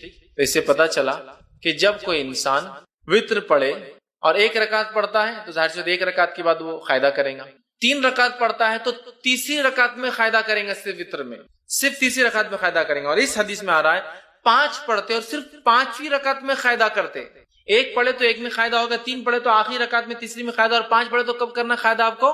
4 رکعت آپ کنٹینیوس پڑھیں گے بغیر قاعدے کے، 2 ہو گئی کھڑے ہو جائیں گے، تیسری ہو گئی، چوتھی ہو گئی کھڑے ہو جائیں گے، 5ویں کے بعد آپ قاعدہ کر کے سلام کریں گے۔ تو 5 رکعت میں صرف آخری میں قاعدہ کرتے ہیں۔ تو اس حدیث کے اندر الفاظ کیا کہ آپ 5 پڑھتے اور 5 میں مابین بیٹھتے نہیں، مطلب سلام نہیں پھیرتے، بلکہ مطلب قاعدہ بھی نہیں کرتے، سلام بھی نہیں پڑھتے، سیدھا کھڑے ہو جاتے اور 5ویں میں تشہد کے لیے آخر میں بیٹھتے۔ اسی طرح 7 رکعت والی روایت آئیے دیکھتے ہیں، سنن نسائی کی، ابن ماجہ، مسند احمد کی روایت ہے۔ عائشہ رضی اللہ عنہا فرماتی اور کہتی ہے نبی اکرم صلی اللہ علیہ وسلم کبھی 7 اور کبھی 5 وتر پڑھتے تھے اور ان سب کے درمیان میں سلام و کلام سے فصل نہیں کرتے تھے، مطلب پوری رکعتیں 5 یا 7 ایک ساتھ پڑھتے تھے اور بیچ میں سلام بھی نہیں کرتے اور بعد بھی نہیں کرتے، فصل مطلب گیپ نہیں دیتے تھے، کنٹینیوسلی پڑھتے تھے۔ تو 7 رکعتیں پڑھنا ہے تو 7 رکعتوں میں کیا کرنا پڑے گا آپ کو؟ سلام کب کرنا پڑے گا؟ 7 رکعت میں، تیسری میں آخری تیسری رکعت میں، 5ویں میں آخری 5ویں رکعت میں، 7ویں میں آخری 7ویں رکعت میں آپ قاعدہ کریں گے۔ اب آئیے 9 رکعت والی روایت دیکھ لیتے ہیں۔ تو صحیح مسلم کی روایت ہے، ابو داؤد کی، سنن نسائی کی، مسند احمد کی روایت ہے، نبی اکرم صلی اللہ علیہ وسلم کے تعلق سے ماں عائشہ رضی اللہ عنہا فرماتی اور کہتی ہیں آپ صلی اللہ علیہ وسلم نے 9 رکعتیں پڑھی، اس طرح پڑھتے کہ ان کے مابین صرف 8ویں رکعت میں تشہد کے لیے بیٹھتے۔ تو پتہ چلا 9 رکعت پڑھنے کا طریقہ تھوڑا سا الگ ہے باقی سے۔ 3 رکعت میں تیسری رکعت میں قاعدہ، 5 رکعت میں 5ویں رکعت میں قاعدہ، 7 رکعت میں 7ویں رکعت میں قاعدہ، 9 رکعت میں 8ویں رکعت میں قاعدہ، پھر کھڑے ہو کے 1 رکعت اور پھر 9ویں رکعت میں قاعدہ۔ 9 رکعت والی وتر اگر آپ پڑھتے ہیں تو 8 کنٹینیو پڑھیں گے، 8ویں رکعت میں قاعدہ کریں گے، پھر کھڑے ہوں گے، سلام نہیں پھیریں گے، پھر 9ویں رکعت پڑھ کے 9ویں رکعت میں قاعدہ، مطلب 9 رکعت میں 2 قاعدے ہیں۔ 7 رکعت میں 1 قاعدہ، 5 رکعت میں 1 قاعدہ، 3 رکعت میں 1 قاعدہ، 1 رکعت میں تو 1 ہی قاعدہ ہوں گا ظاہر سی بات ہے، لیکن 9 رکعت والی نماز میں 8ویں میں قاعدہ اور 9ویں میں 1 قاعدہ۔ تو آپ یہ نماز کو 9 رکعت تک پڑھ سکتے تھے۔ میں اس کے آگے اور بھی روایتیں نہیں رکھوں گا آپ کے سامنے، 11 اور 13 کی، تھوڑا سا اس میں کنفیوز بھی ہوتا ہے، لیکن 9 رکعت تک بالکل علماء کے بغیر کسی اختلاف کے اتنی باتیں ثابت ہے، یاد رکھیں۔ لیکن اس سے زائد بھی کوئی پڑھتا ہے تو ہم اس کو برا نہیں کہیں گے، چونکہ اس میں اختلاف ہے اور بہت سارے آثار ملتے ہیں کہ ایسا صحابہ نے کیا۔ ٹھیک ہے، تو 9 رکعت کا طریقہ میں نے آپ کو 9 رکعت تک ہم نے دیکھی۔ اب وتر کی جو ہے ادائیگی کا طریقہ کیا ہوگا، اس کو کیسے ادا کیا جائے گا؟ ٹھیک، تو وتر کو ادا کرنے کا طریقہ یہ ہے کہ آپ رات میں اٹھیں گے اور تہجد پڑھیں گے، چونکہ یہ نماز وتر کی بات ہو رہی ہے، رات کی نماز کی بات ہو رہی ہے۔ ٹھیک، اور وتر کی نماز جو ہے قیام اللیل کی بعد آپ سے پڑھتے ہیں، تہجد کی بات پر۔ تو آپ رات میں اٹھیں، اٹھنے کے بعد 2، 4، 6 یا 8 رکعتیں آپ نماز پڑھیں گے، 2 کر کے، 2 یا 4 یا 6 یا 8 رکعت نماز پڑھیں گے۔ ان نمازوں کے بعد 1 یا 3 یا 5 یا 7 یا 9 رکعت وتر پڑھیں گے۔ ہوگی بات ختم؟ یہ طریقہ ہے۔ پہلے آپ تہجد کے لیے اٹھیں گے، تہجد کی نماز پڑھیں گے جو کہ 2 یا 4 یا 6 یا 8 رکعت زیادہ سے زیادہ۔ یہ پڑھنے کے بعد آپ 1 رکعت یا 3 رکعت یا 5 رکعت یا 7 یا 9 رکعت وتر پڑھیں گے۔ یہ اس کا پڑھنے کا طریقہ ہے، یاد رکھیے، طریقہ یاد رکھیے، اور یہی یاد رکھیے، درست چیزیں یاد رکھیے کہ ہم جو ہے اس طرح سے اس نماز کو ادا کرے تہجد کے بعد۔ اب جو سب سے مشہور طریقہ ہے وتر کا وہ 3 رکعتیں ہیں، جو ہمارے پاس بھی چلتا ہے، تو اس کو تھوڑا سا اور ڈیٹیل میں جاتے ہیں۔ سب سے مشہور طریقہ جو وتر کا ہے وہ 3 والا ہے۔ وہ کیوں؟